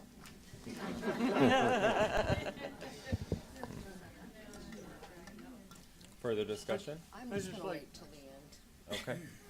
Mr. Smith? I'm not for changing the code as a whole, but I think everybody can agree 94 homes is better than 283 apartments. So it's probably going to end up going through, but I think we have a couple county commissioners out here, and I think they need to know that we need support on that highway, and there needs to be some changes in the long term to improve the traffic for the county and the city as a whole. Did you wanna go again? No, forget it. Mrs. Holland? I'll get yelled when I'm out of line. Sketch, you keep talking, Mr. Burke, and interrupting people. Mrs. Holland? Okay, so what I recall is when we had the attorneys for, or the attorney for this particular developer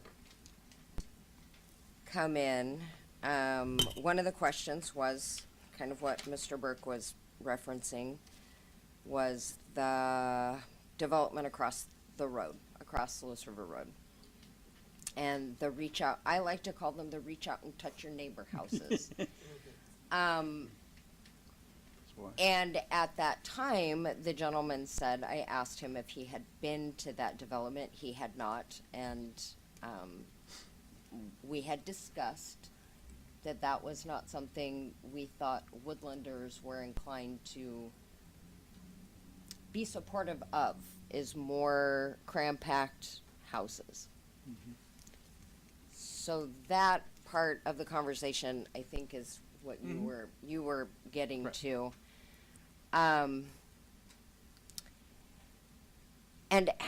So here's kind of my thing, is all of this has come before, it went through a lot of different processes long before it got to us. So apartments were decided long before it came before us. But for a couple of months, the finger pointing has been here about apartments. And I have lived across from this space most of my life. So for almost 53 years of my life, I have lived, that has been in my neighborhood. I think it's interesting to say, because council did not approve the last thing, I thought it was an interesting take to go to the media and say, well, then we're going to build apartments. Okay. To say that Woodlanders are more supportive of homes, so this is the lesser of two evils. What I've seen is people don't want either. So I am not a proponent of telling property owners what they can and cannot do with their property that they own. I do not like the approach that was taken. I think it's shady. I don't trust anything I've heard at this point. I did not appreciate the comments that were made in the Reflector, implying that council did not make a motion because it was an election cycle, because I literally could not care less if I was elected again or not. So whether or not I voted to approve 1,600-foot lots throughout the city and make 20-foot across with 10-foot easements had nothing to do with an election. I don't like it anywhere in Woodland. I don't like it in that. I'm going to sound like Dr. Seuss. I don't like it in that field. I don't like it in anybody's side yard. I don't think it's a good idea. So, since I get the opportunity to make those comments publicly, I thought I would take my time to do that. But I don't like this approach. As a Woodlander, I don't appreciate it. We are not hillbilly rednecks that you can come in and scare us with apartments. Ooh, apartments.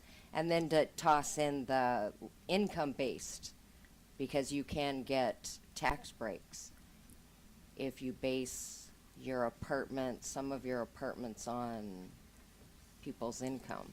And we already know that half the town is low income.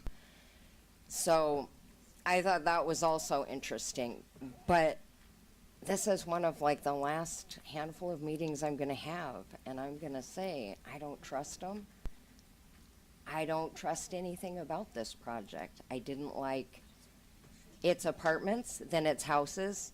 And if we don't get our way, it's apartments again. Okay.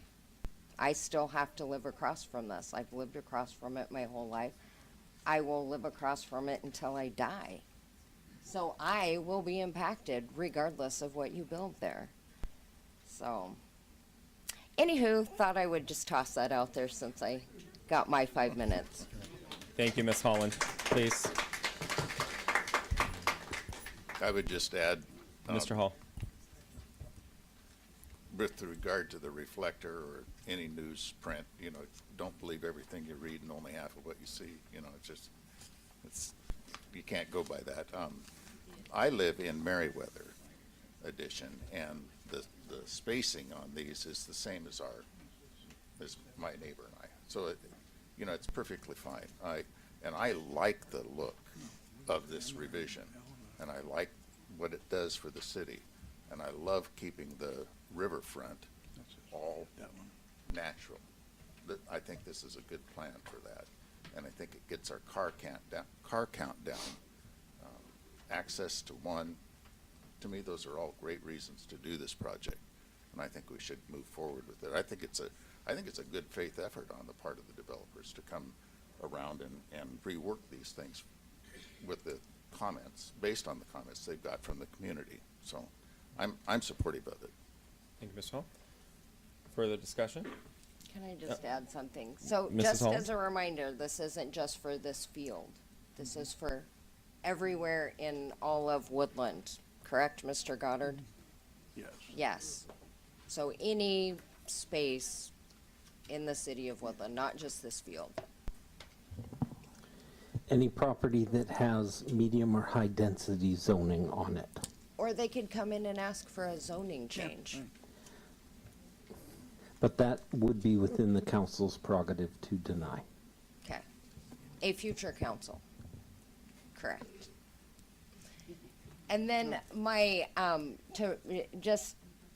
since Mr. Hall, Councilmember Hall you haven't lived here a whole long time, but I remember Merriweather. I remember what they said and what happened wasn't necessarily the same.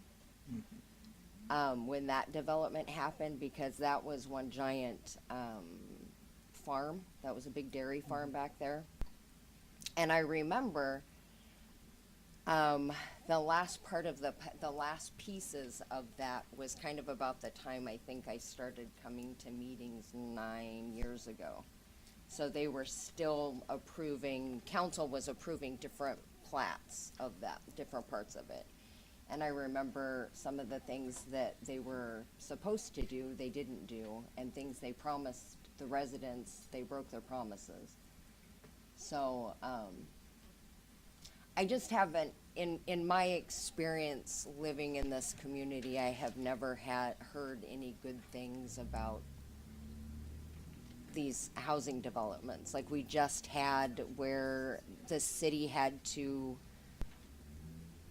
deal with Willow Street, the roads specifically. So, but I think since Ms. Coleman is in charge of wherever she went, Ms. Coleman is in charge of roads, I think she would oversee those a little better than had previously been done.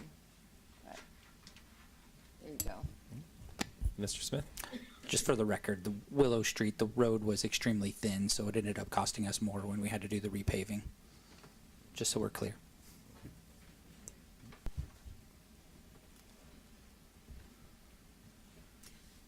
All right. Oh, Mrs. Reynolds. I will make one comment that if we don't approve this housing project, they can put the apartments in there without anything from us or whatever. So I just wanted to make that clear.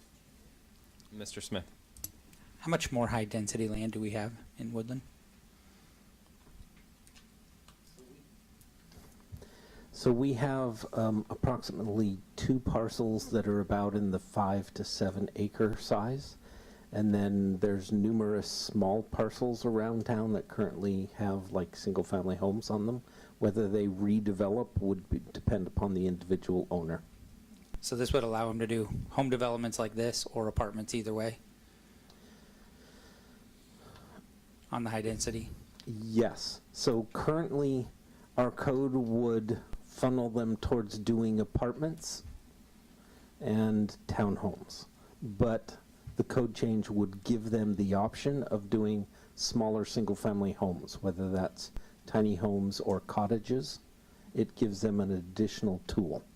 Okay, thank you. Anything further? Ms. Hogan, please take the roll on action item M, ordinance number 1541, multifamily zoning text amendment. Councilmember Dowdy. Oh, why do you have to come to me first?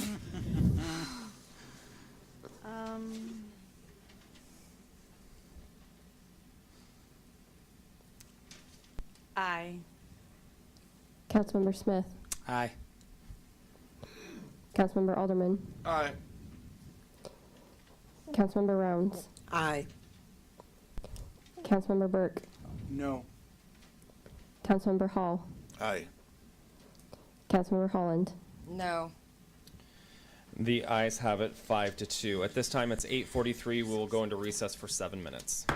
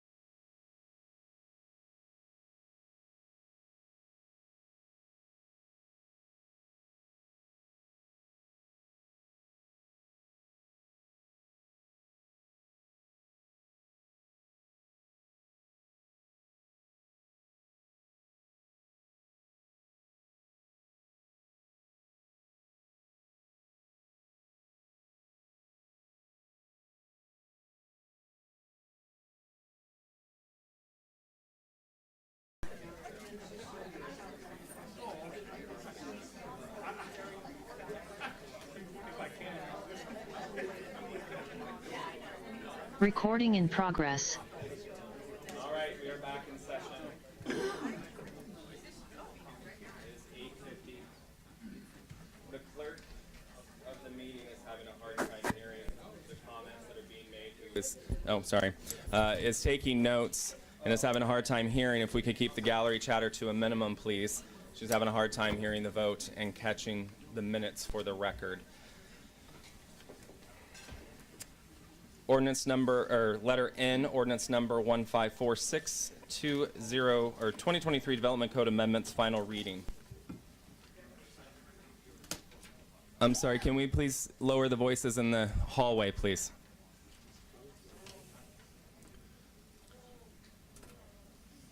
Ordinance number 1546, 2023 Development Code Amendments, final reading.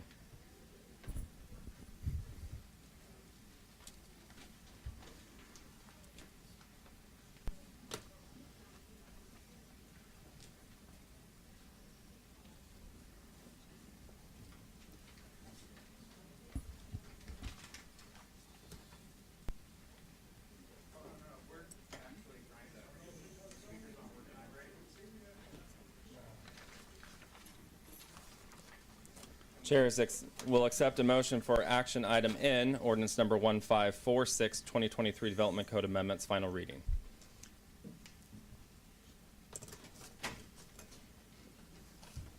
I can't discuss it yet.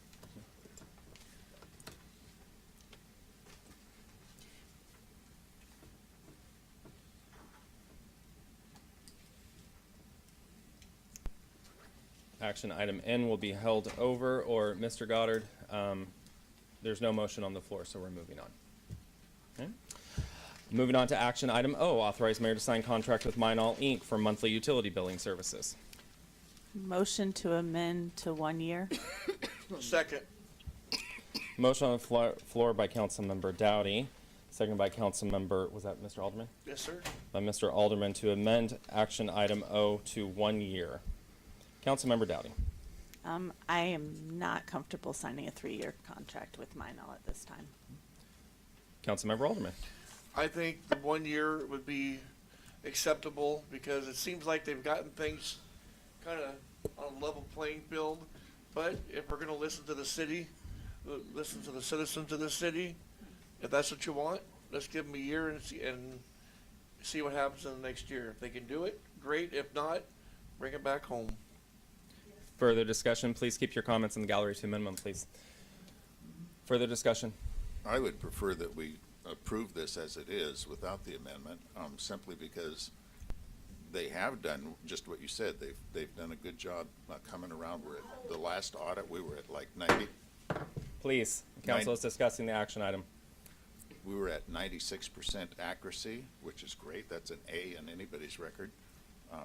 They've made good improvements. They've listened to us, and they've really done a good job. And a lot of the things that people didn't like early on were self-created. We created them in the handoff. And so, in my view, they've really done the job. And I always believe that if you can get the private sector to do a job, you're going to get efficiency down the road. And I, for one, really like the new billing system. There's more information. I feel like it's accurate. I feel like now would be a good time to lock it in for the 3-year period. Mrs. Rounds. If you bring it back in-house, you're talking 1 to 2 people that they're going to have to hire, plus new software that they're going to have to hire. As a rule, I agree with Mr. Hall that an outside company rather than government can usually run something a lot cheaper than what government can. So I don't know either. I think things was not good to start with, but they have worked on getting that thing, got all the things squared around. There's always going to be problems if they bring it back to the city. There's going to be problems. I can tell you that right now. It's not going to. I don't think it's going to make their bills. That all these people think that their bills are going to go down. It's not going to. We've got to have this money, and so I'm in agreement to keep it with Midol. Mr. Smith? I've never been pro Minol. I'm not a fan of outsourcing. I said that from the beginning. So I completely agree. Everything that Ms. Rounds is saying, that it's probably going to cost us more, but even if it costs us more, I'm okay with that. So I'm okay with the 1 year to try to figure it out to bring it back in-house. And I feel like if we vote no on the 1 year, it's going to make it extremely hard. But I don't know, when does the current contract expire, for sure? Not 100% sure. I believe it's coming up in May. May is the contract expiration? I'd have to confirm that with you. Does somebody have a video playing in the background in the gallery? I need you to silence that, please. We're getting a lot of feedback. Coming over the speaker. Oh, is it? Is there somebody that's...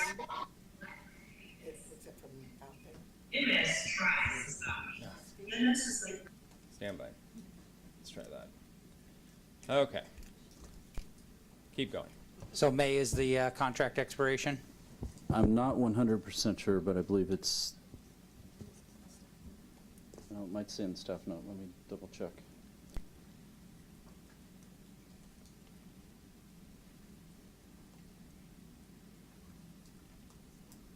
That's right. I thought it was December 21st.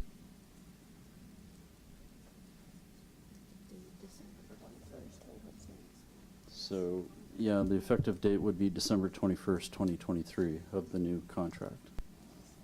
When does the new one, the old one expire? I know we've been talking off and on for the past couple months that it's been coming up. We've got the old contract on as an attachment. 2021, December 21st, 2021, that was a 2-year contract. It was a 2-year contract, yeah. When I was reading it today. Okay.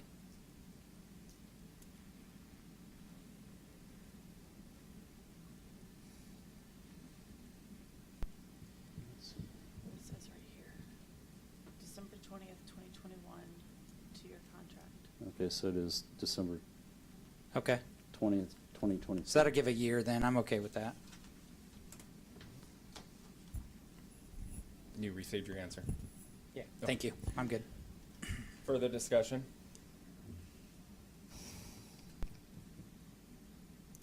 Do I even want to? Mrs. Holland.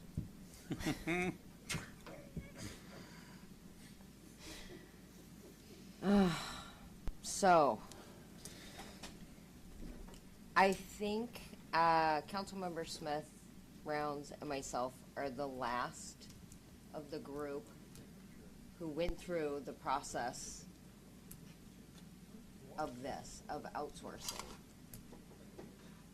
We sat through the, Mind-numbing process.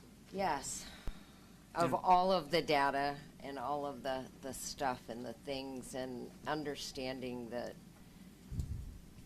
it was a way to not hire more staff at a, like, what was it, like $100K a person after benefits. Which is more now. Yeah, which it would be now, it would be more. The implementation of all of it, because it all happened during the pandemic and things didn't flow the way they should have flowed. I feel like something, to speak on what Councilmember Hall said about the auditors, right? So because I'm part of the Finance Committee, I did the entrance interview with the auditors who are going over 2022. And some of the things that they will look at are like processes in place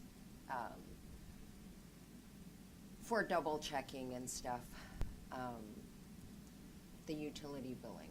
And so from my understanding is that we have a gajillion checks and balances that never existed before because of this process.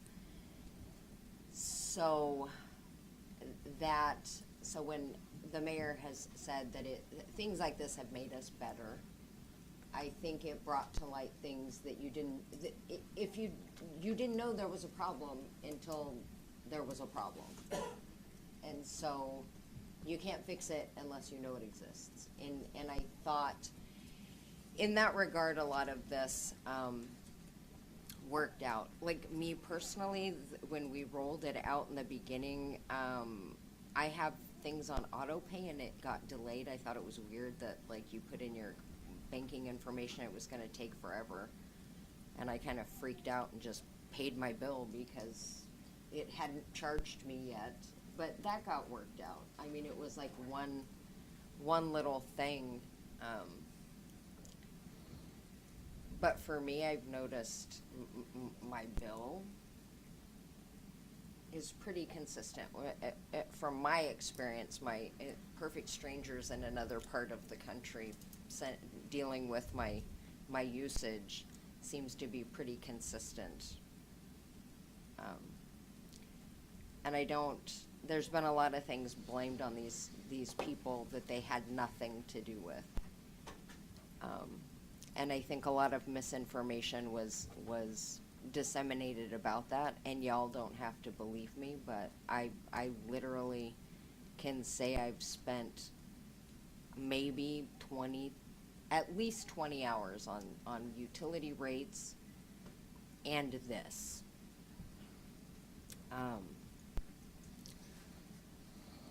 Is there a thing that makes it cheaper if we do 1 year or 3?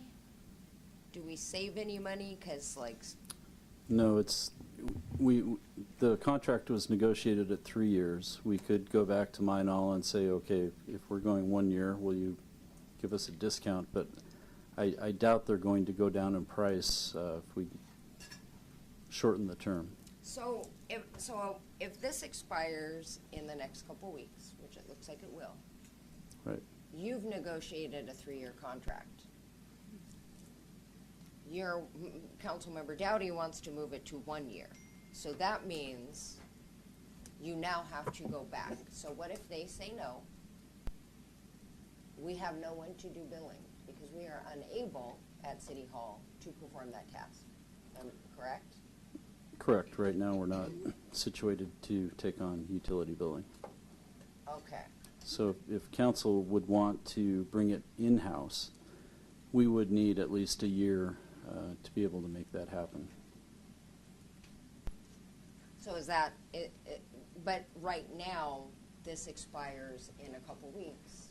Right. So So you would need whatever action, if we move to change this to, we want to amend this to a 1-year contract. Now you are tasked with going back and renegotiating, and if they say no, then our next council meeting, it will be before us again. yes.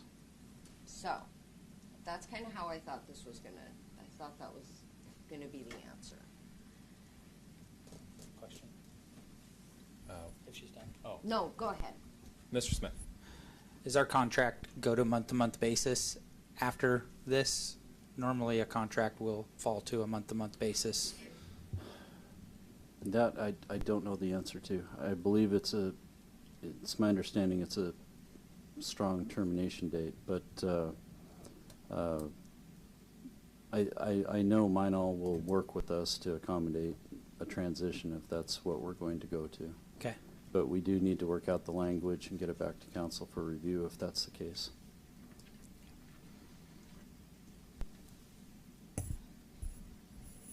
Further discussion? Seeing none, Ms. Hogan, will you please take the roll on action item O, which has been amended to a 1-year contract? Authorize mayor to sign contract with Minol Inc. for monthly utility billing. Councilmember Burke. Aye. Councilmember Dowdy. Aye. Councilmember Rounds. No. Councilmember Smith. Aye. Councilmember Holland. No. Councilmember Alderman. Aye. Councilmember Hall. No. The ayes have it 4-3. The time is now 9:04. We are moving into a workshop. First item, ordinance number 1548, marijuana retail sales zoning text amendment. Mr. Goddard.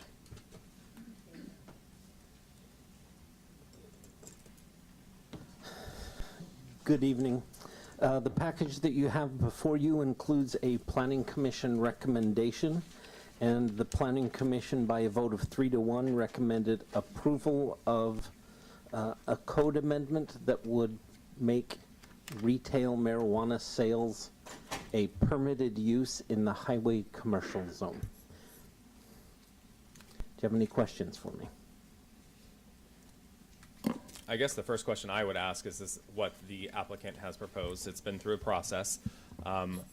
What was asked and what was recommended to council? So the original application was for the city to reconsider retail sales of marijuana in the highway, in the all commercial zones and industrial zones. It would not affect retail sales in residential. That was not part of the request. The Planning Commission recommended narrowing it to only the highway commercial zone. Perfect. Thank you, Mr. Goddard. Questions for council or discussion with council? Mr. Hall. Yeah, that's a wrong choice by the Planning Commission, frankly. They chose the wrong part of that. As I understand it, the request was for either highway, commercial, or what do you call the other? Industrial. Light industrial, west of the Burlington Northern. To me, the choice of west of the Burlington Northern and a light industrial would have been the right choice for the Planning Commission to recommend. So I do not support having it rezoned to highway commercial. That's just nonsense in my view. Mrs. Holland.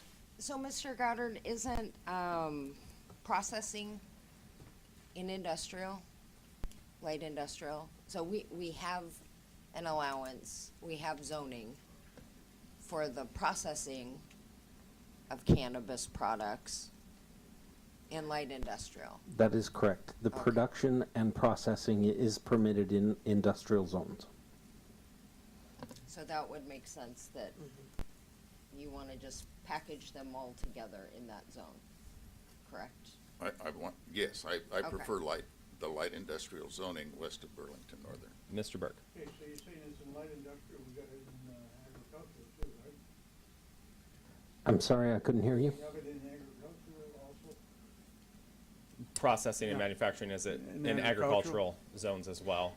We don't have an agricultural zone. It's in heavy industrial and light industrial are both permitted uses.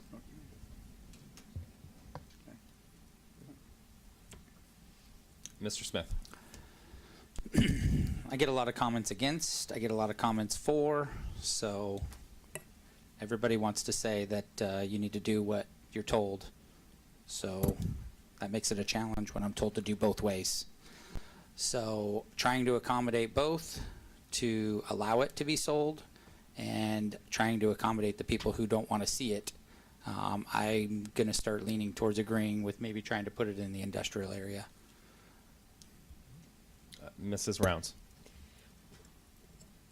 I don't approve of it being in the city at all, but if the federal, especially Benzit's not legal federally, but the way things are going, I think it's going to be federally okay here before long.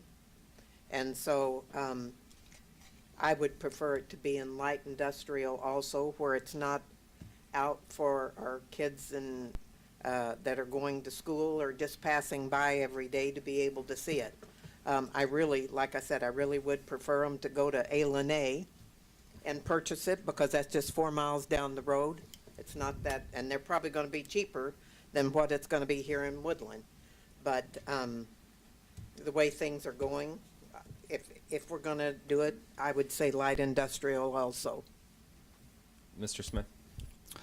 I know we recently got an email from another person who's saying they're approved to do a shop. Is there validity to that email? So I did a public records request to the Liquor and Cannabis Control Board, and I have not received a response from them, but it is my understanding that there is only one license available for the city of Woodland, and that license is currently held by the company that was operating and is in hiatus.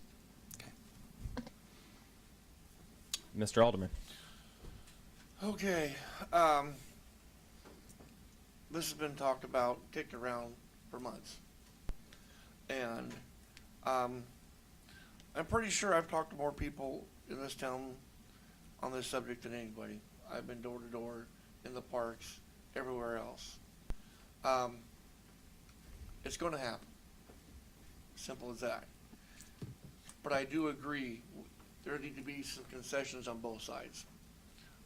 It's going to happen, and I would like to see it in the light industrial part, zoning a little better, because it's still fitting for everybody. The people that need to hear in town, they can't travel, it's still here. It'll still bring, one of the big things that everybody talks about, it'll bring the tax money, tax revenue into the city.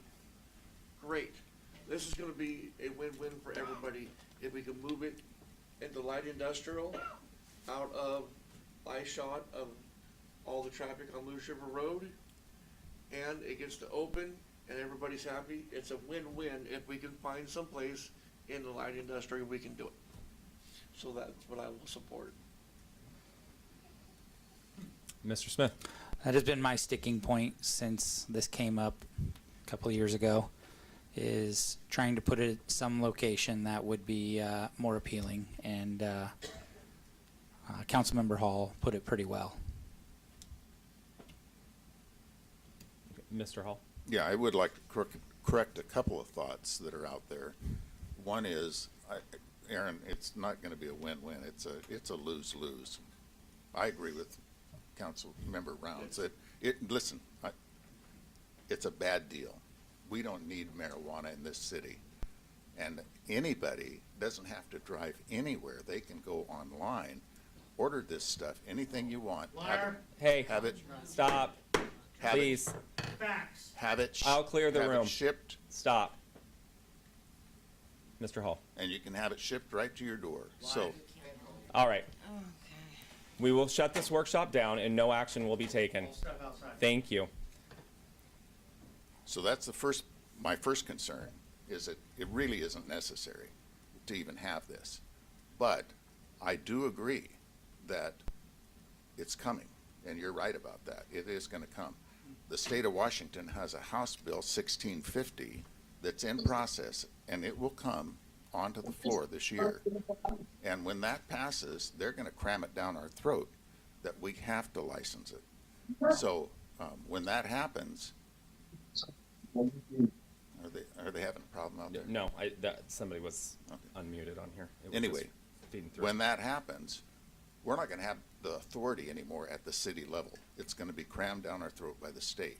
And at that point, we need to be a step ahead of it. It needs to be in the light industrial area, zoned, so we're protected from having it out in front of the highway or in front of the residential or in the city or wherever. That's not right. That's my view. Mr. Alderman. Is there any place that's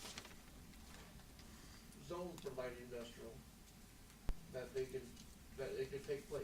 Where it's at right now, that's not light industrial, correct? That's correct. It is highway commercial at the shop where they were operating. Is there light industrial areas where this could take place? There are maps online on the website, and if you want to give me 1 minute, I can potentially call that up so you can take a look at it. But those maps are available on the city's project page. Yes. It's a yes or no answer. So yes, there are light industrial properties where it can be retail sold. That's all I need to know. And so this is, Solid. and Mr. Goddard, this particular issue is just for recreational, not medicinal. Retail sales does not draw distinctions between the two, because you can buy there whether you have a medical card or not. Okay. Mrs. Dowdy. So if we were at some point to vote on this, we would still need to lift the moratorium. So there is actually no moratorium. This would be a straight up vote to allow it in a particular zoning district. The moratorium that the city had been doing for approximately 5 or 6 years was for marijuana collectives in residential zone. and that was solved in 2019. So the moratorium has not been in effect since 2019. Okay. It was we had a conversation. It used to all be lumped together, Okay. and then you pulled it out of the lump. So back in 2014, when the city originally adopted this issue, it was, retail sales was a prohibited standard since 2014. And for some reason, the city council at that time opted to do 6-month moratoriums on collective gardening, which is essentially where if you had a medical license, the conversation was whether or not you should be able to grow your own marijuana in your house. And the state reacted by calling it, by allowing medical users to do cooperative grows, which basically means instead of 3 people all doing their separate marijuana grows in their garage, they could get together and have a single operation and essentially do 3 times as many plants in a single garage. And the council was debating that, whether they wanted that in the residential district, and from my understanding was they did not want to make the decision to prohibit those medical cooperative grows. They wanted to wait and see how things went, and it dragged on, and we just simply renewed that moratorium without really having the conversation. In 2019, I was asked to, okay, stop kicking the can down the road, let's have a discussion, and the council opted to say, we do not want collective growing operations in our residential neighborhoods. It's allowed in the industrial zone, so you can buy it from other sellers because it's being grown in Washington State. So at that point, access had changed, and people are not generally growing their own marijuana for medical reasons in residential neighborhoods. So.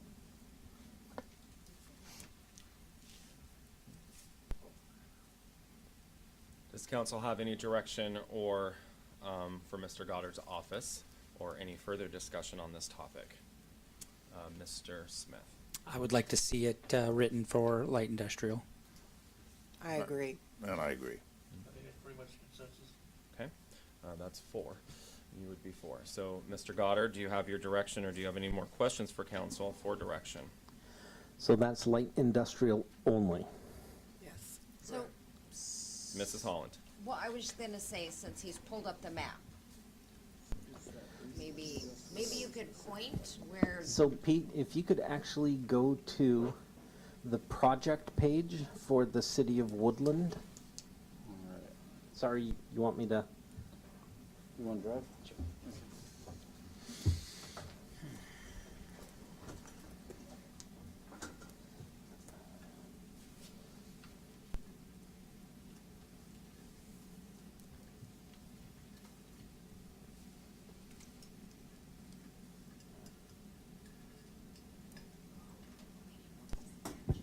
So for those of you who are watching me, the City of Woodland has a page for all of its current projects.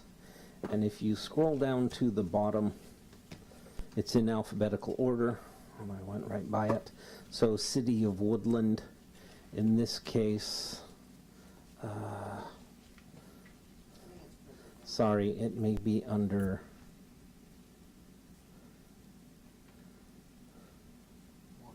text amendment. So it's under zoning text amendment for retail sales of marijuana. And there are several cases, one in 2022. This one is the 2023 page.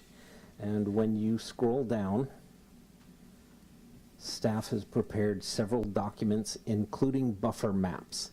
So this buffer map shows where the buffers are. You can't do within a certain distance of schools and parks and daycare centers, I believe. And this one is if they decided, or if you want to look at commercial and industrial zones. So I'll open this up, and you can see, for example, here's the high school, and the buffer, the exclusion zone is right there in pink. And so the red is commercial property where it could be sold, or I'm sorry, where it cannot be sold, but the pink is places where it could be sold. So the current shop is approximately in this location right here, and it is pink. So That's not light industrial, right? that's correct. So all of this light blue is area where it could be retail sold in industrial. There's also area on Mitchell, so behind the Safeway, north of Beechwood. So this is all light industrial. And then just on the other side of the train tracks from the downtown core, that all would be potential light industrial retail sales. And then you can't see it very well, but on the map, this green is all heavy industrial area that is outside the exclusion zones, but you're not considering that. But this map is available on the city's website. Travis, what about the area over by, what is that, north, it would be Atlantic, or east side of the freeway, Atlantic? East side is Atlantic. Yeah, Pack Pride, the old Lambert Glass building in that area over there. I'm looking around right in that area right there. Yep. That's light industrial. So if you No, like, so the that old Engler's workshop area. that's highway commercial. Okay. Okay. So that's not, would be considered light industrial. So just light blue. Okay. And then you said behind Safeway? Is Yes. that correct? So like the old Coke building, like that area, is that where you're, So that is light industrial. okay. Yeah, back there by the The- storage units. I remember the old Coke building, but then, Yes, okay. even though that butts up against apartments, so would that be creating another, That's light It- industrial. So that's all full. They got G Loomis out there. Edge Rods is out there now. Yeah, there's actually Talon's out there. There's all kinds of industry out there, whole area.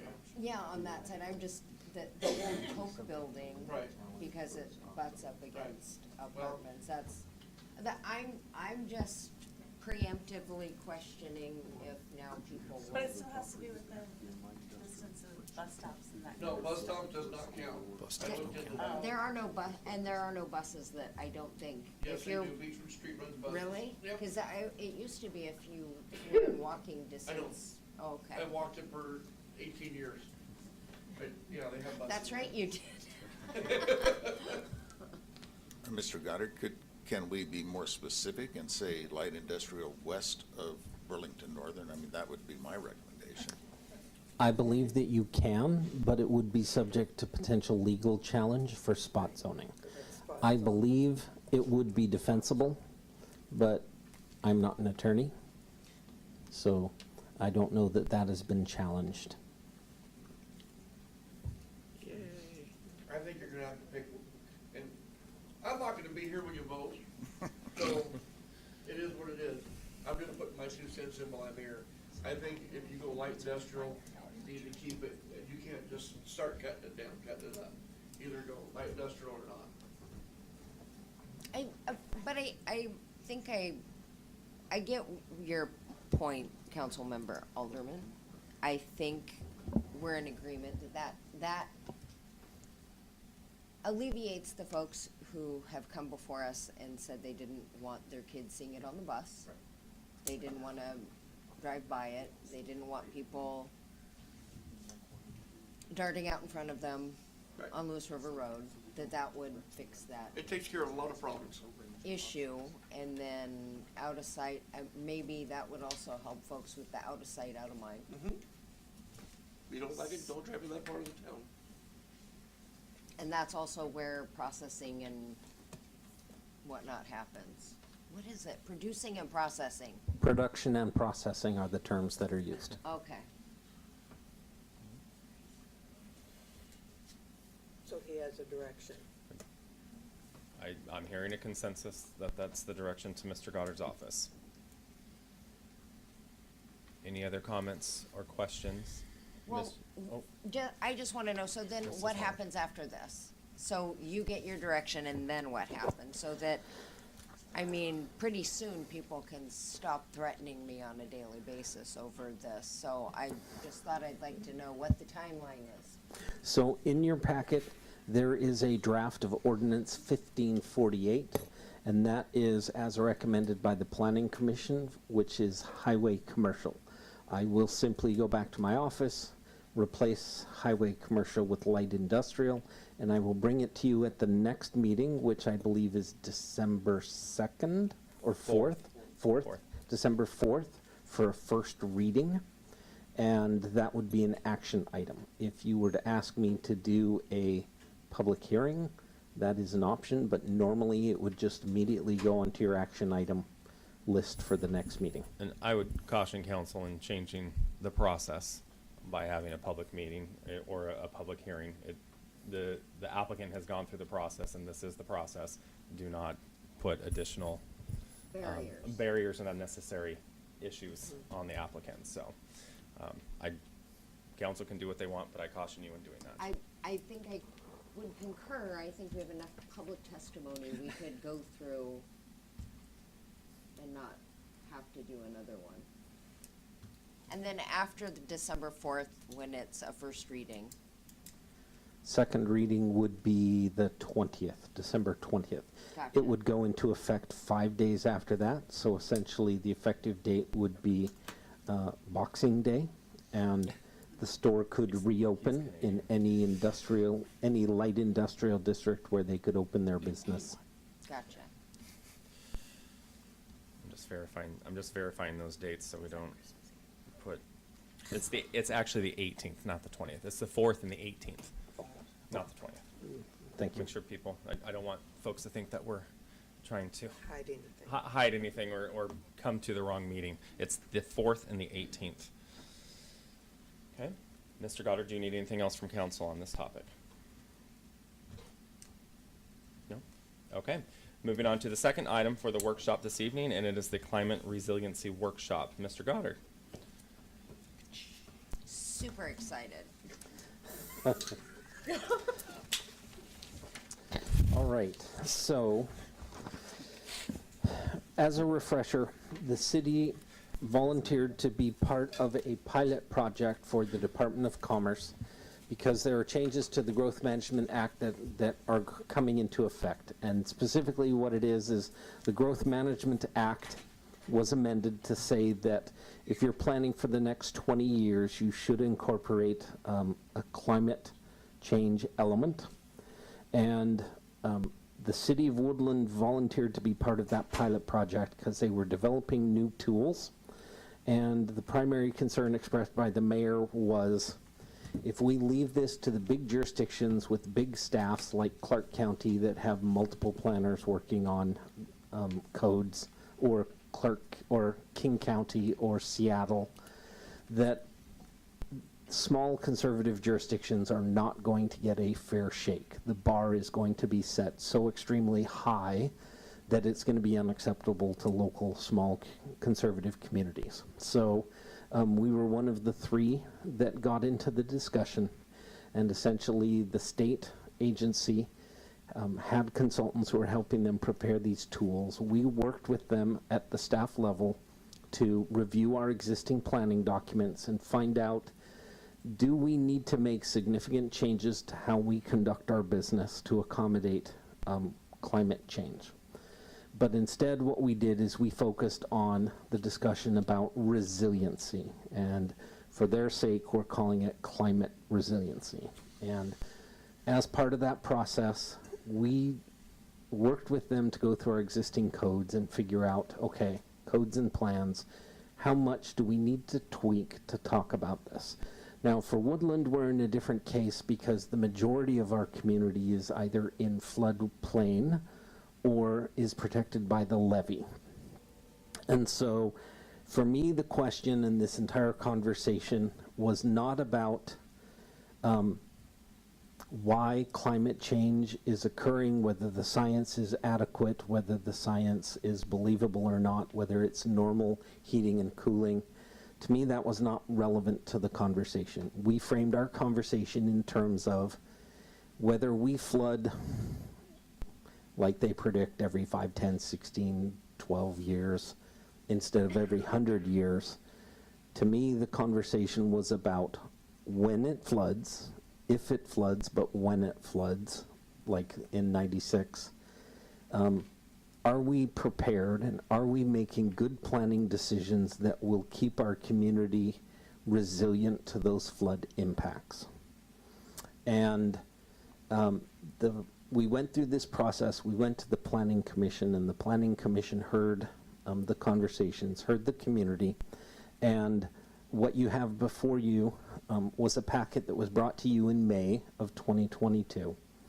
And at that time, I asked you, do you want to do what the state is going to start asking communities to do in the future, and that is prepare a specific chapter on climate change? Or, given that we've done the work and we've looked through each of our existing comprehensive plan chapters, do you want to just tweak the existing chapters to say that we are climate resilient, or we're going to continue to make good decisions whether climate change occurs or not, or if it's as catastrophic as the prognosticators are saying? And at that time, the advice was, okay, let's just go through our code, give it a quick update in 2023, and make these changes that would essentially establish the bar for small conservative communities where we're tweaking it. And we were planning on doing that, and unfortunately the Department of Commerce came in and said, okay, you have to update your comprehensive plan by 2025, not 2026. So we are on the Clark County timeline, not the Cowlitz County timeline. And so we kind of lost a year in planning there. And I went to a conference last month, and the state is basically gearing up, and all of those big jurisdictions are sinking a lot of resources into doing this. And my concern is that they are going to establish the bar before we get the chance to update our comprehensive plan. And so it's back before you again to reconsider, because if we are going to establish a small conservative framed conversation, we're going to need to make that we're going to need to make that decision and update pretty quick. And so if we're going to try and beat those big jurisdictions to the punch, I think this is why we're having the workshop, so that you can give me some direction. My biggest comment to Mr. Goddard going through this process is to ensure that anything that was changed did not hamper industry, create impacts that were going to be a significant impact to any commercial development or industrial development within the city limits of Woodland. We talked about this repeatedly before bringing this to you, because that was my biggest concern.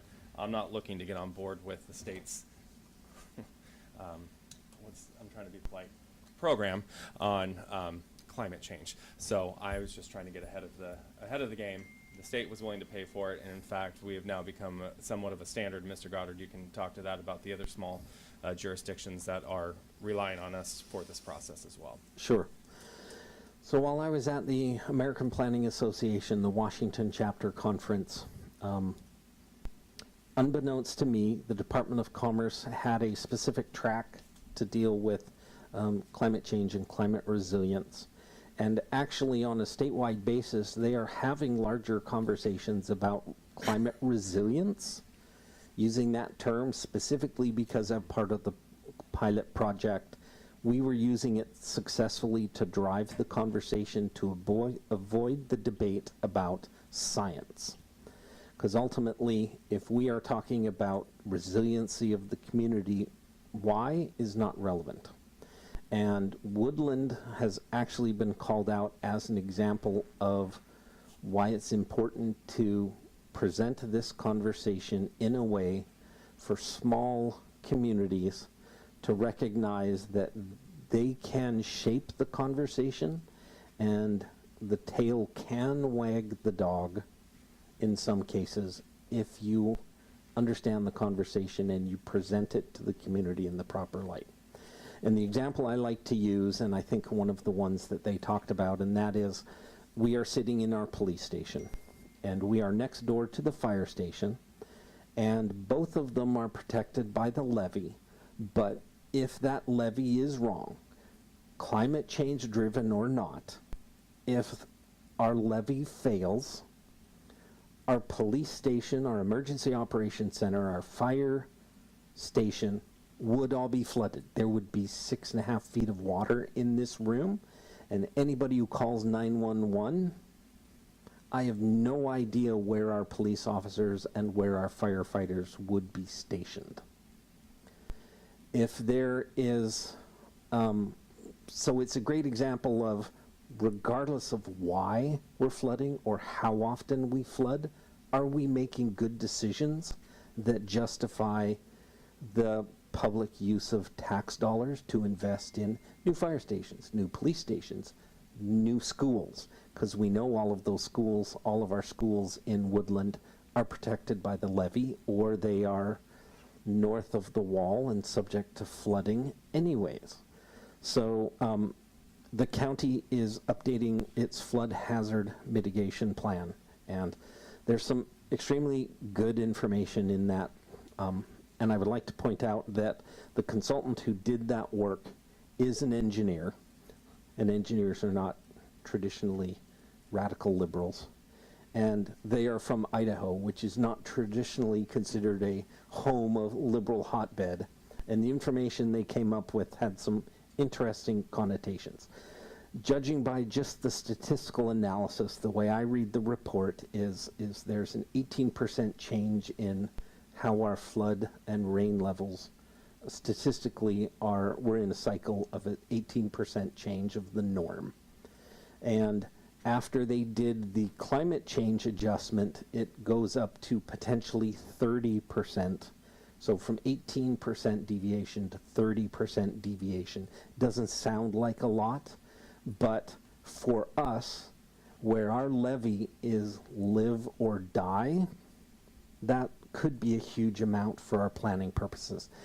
And the city of Woodland, there's a lot of information in that, and it talks about 40% of our housing is in the floodplain, has flood insurance.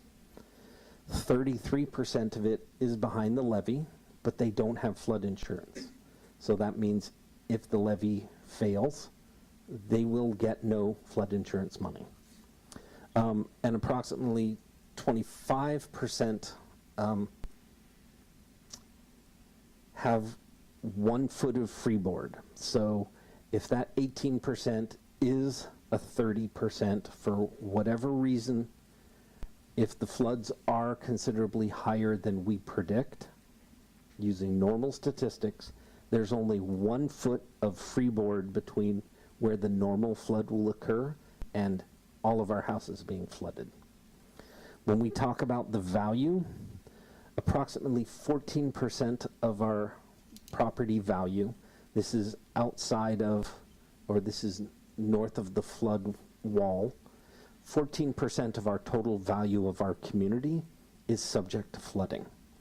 If the levee fails, that number goes to 83% of our building values. And I think the number is something like $2.5 billion worth of structures in the city of Woodland and have no flood insurance would be flooded if there was a catastrophic failure of the levee. And so we can pretend that's not going to happen. We don't have to update our comprehensive plan. Well, technically we do because it's in the Growth Management Act, but we can take the advice, the recommendations from these consultants and incorporate that into our comprehensive plan now. And those recommendations are in the staff report. So you are essentially weighing the risk of looking at an 18% rise instead of a 30% swing. And that's kind of what we're talking about here to put it in context. Now, in the end, whether you want to debate or spend a lot of time and money debating whether or not that 30% is real, from a risk point of view, you're talking about $2.5 billion worth of buildings with no flood insurance. And that's what we're kind of framing this question as. So, I'm sorry, that was a long, hopefully that was a long answer to your So question. you said the county has a flood, or they just went through this whole thing. Why can't we take what they passed and integrate it with ours? So I think they are wrestling, and I'm cognizant there are elected officials in the county, or from the county in the audience, and they are. My personal concern is that they're getting bogged down into the argument that I specifically wrote this staff report before they had their discussion, that I would like to avoid the debate about whether or not climate change science is real. And I am asking you to take a look at that 30% number, and let's just assume that if it happens, how bad is it going to be for our community? And the code changes or the comp plan changes that are before you make the assumption that 30%, whether it's global warming or whether it's just a really bad storm that nobody could have predicted and it has nothing to do with climate change, if it happens, how resilient is our community going to be? And are we prepared? As the city planner, my preference is let's avoid the science. And a lot of you might be shocked, but I am a radical liberal for this community, and I do not believe in climate change science. So for the record, I happen to agree with this engineer from Idaho. I'm not a big fan, but as an employee for the city, $2.5 billion gamble is more than I'm willing to accept. That's why the mayor and I have taken the position that we need to push the Diking district, and the mayor is well aware and has authorized me to poke the bear as much and as often as I can when it comes to the Diking district. Do these changes that you brought forward for council, does it satisfy the needs of the state without, even though we're not addressing climate change, we're addressing resiliency, and are they going to accept that when it comes time for grant applications or projects that we're trying to do? So that is a great question. We can go through some of these and I can give you some examples, but I believe it does, and our argument is simply going to be your consultant did the work, and if it's the minimum necessary to make your consultant happy, it should be accepted by the state agency. Council.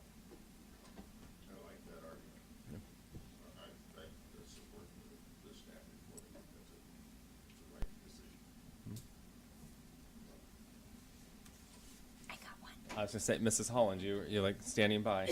Mrs. Holland.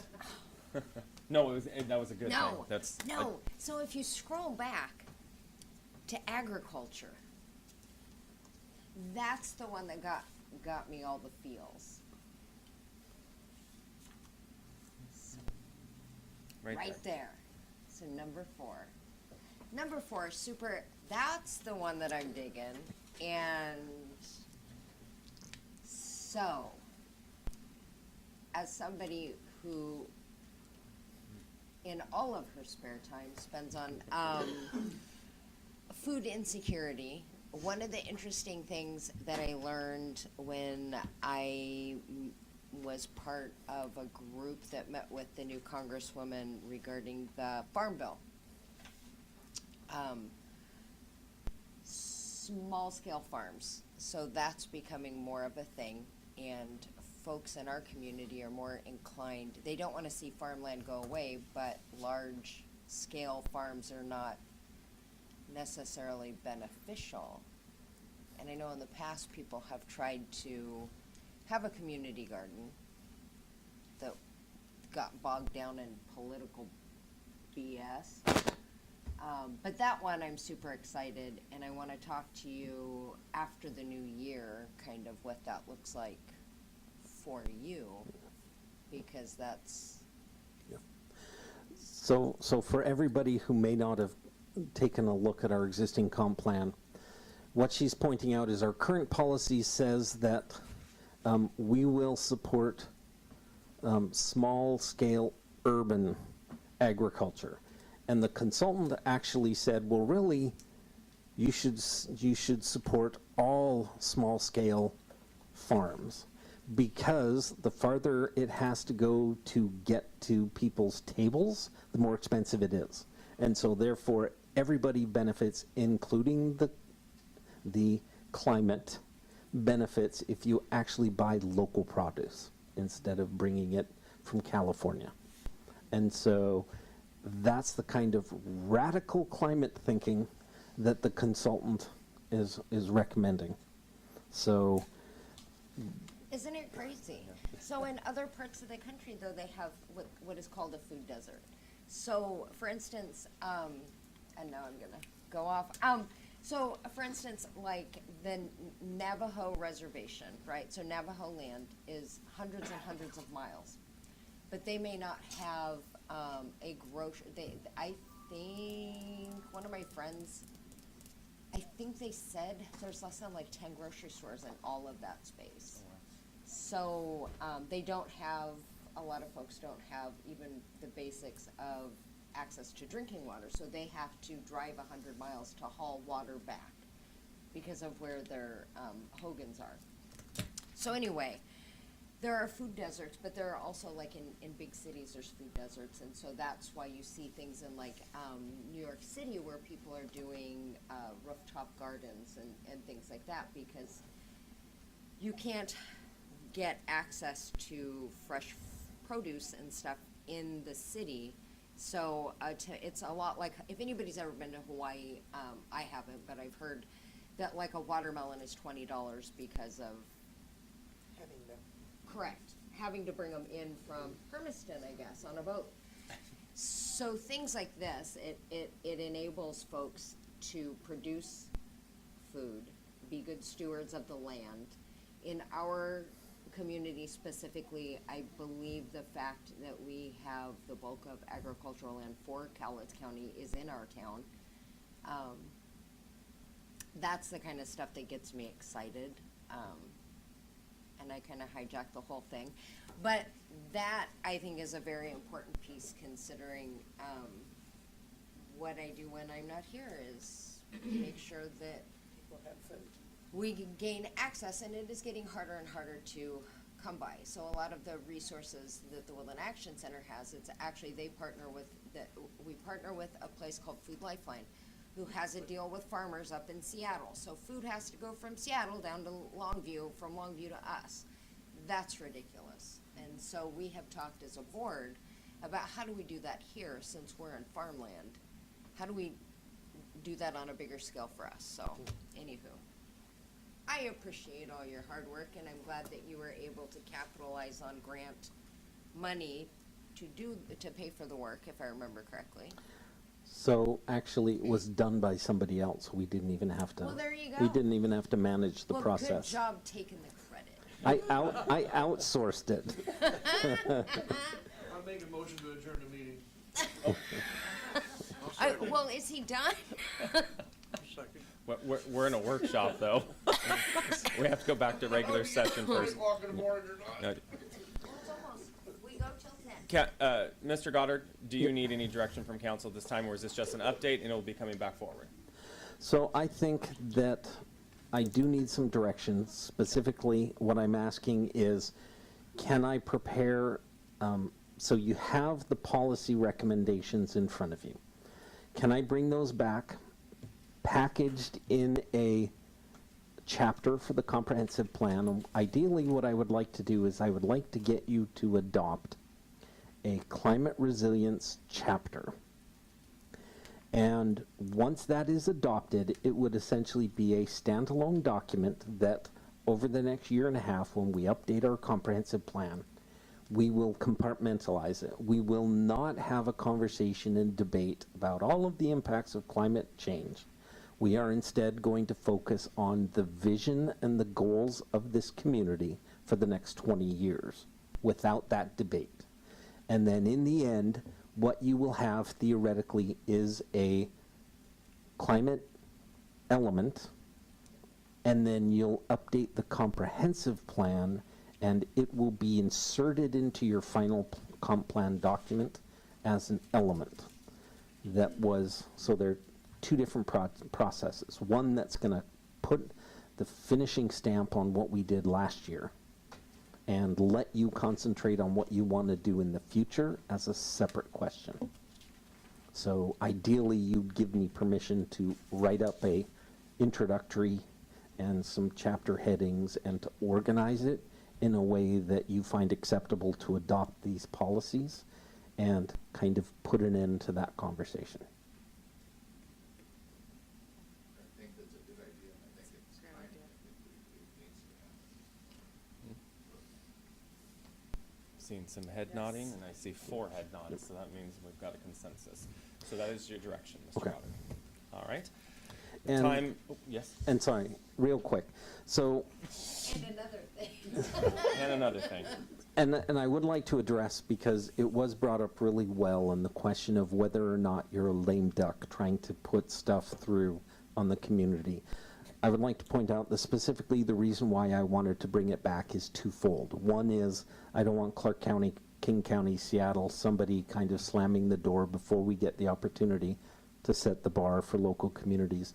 But I also wanted to point out that because you had been involved, or the majority of you had been here throughout the process, and this has been sitting on my desk since May, that the route we were going to go, and that is try and do a 2023 update, that all got trashed. And I didn't want you to have to necessarily hand this off to a new council, because they might not have felt comfortable unless we repeated the entire process and they got to see it and ensure that it was done fairly before they voted on it. I wanted you, as the council that had authorized us to enter into that program, to get the opportunity to see it finished under your watch instead of handing off the mess and the black box to a new council. Thank you, Mr. Goddard. At this time, it's 9:51. We are out of workshop and back into regular session. Motion to end meeting. Second. Moved by Councilmember Dowdy, seconded by, who seconded that? Oh, by Councilmember Smith. And before I close this meeting, thank you, Mr. Alderman, for your service, and thank you for being here with us in the short period of time that you were here, and we wish you well. Thank you. Good job. Thank you. Recording stopped.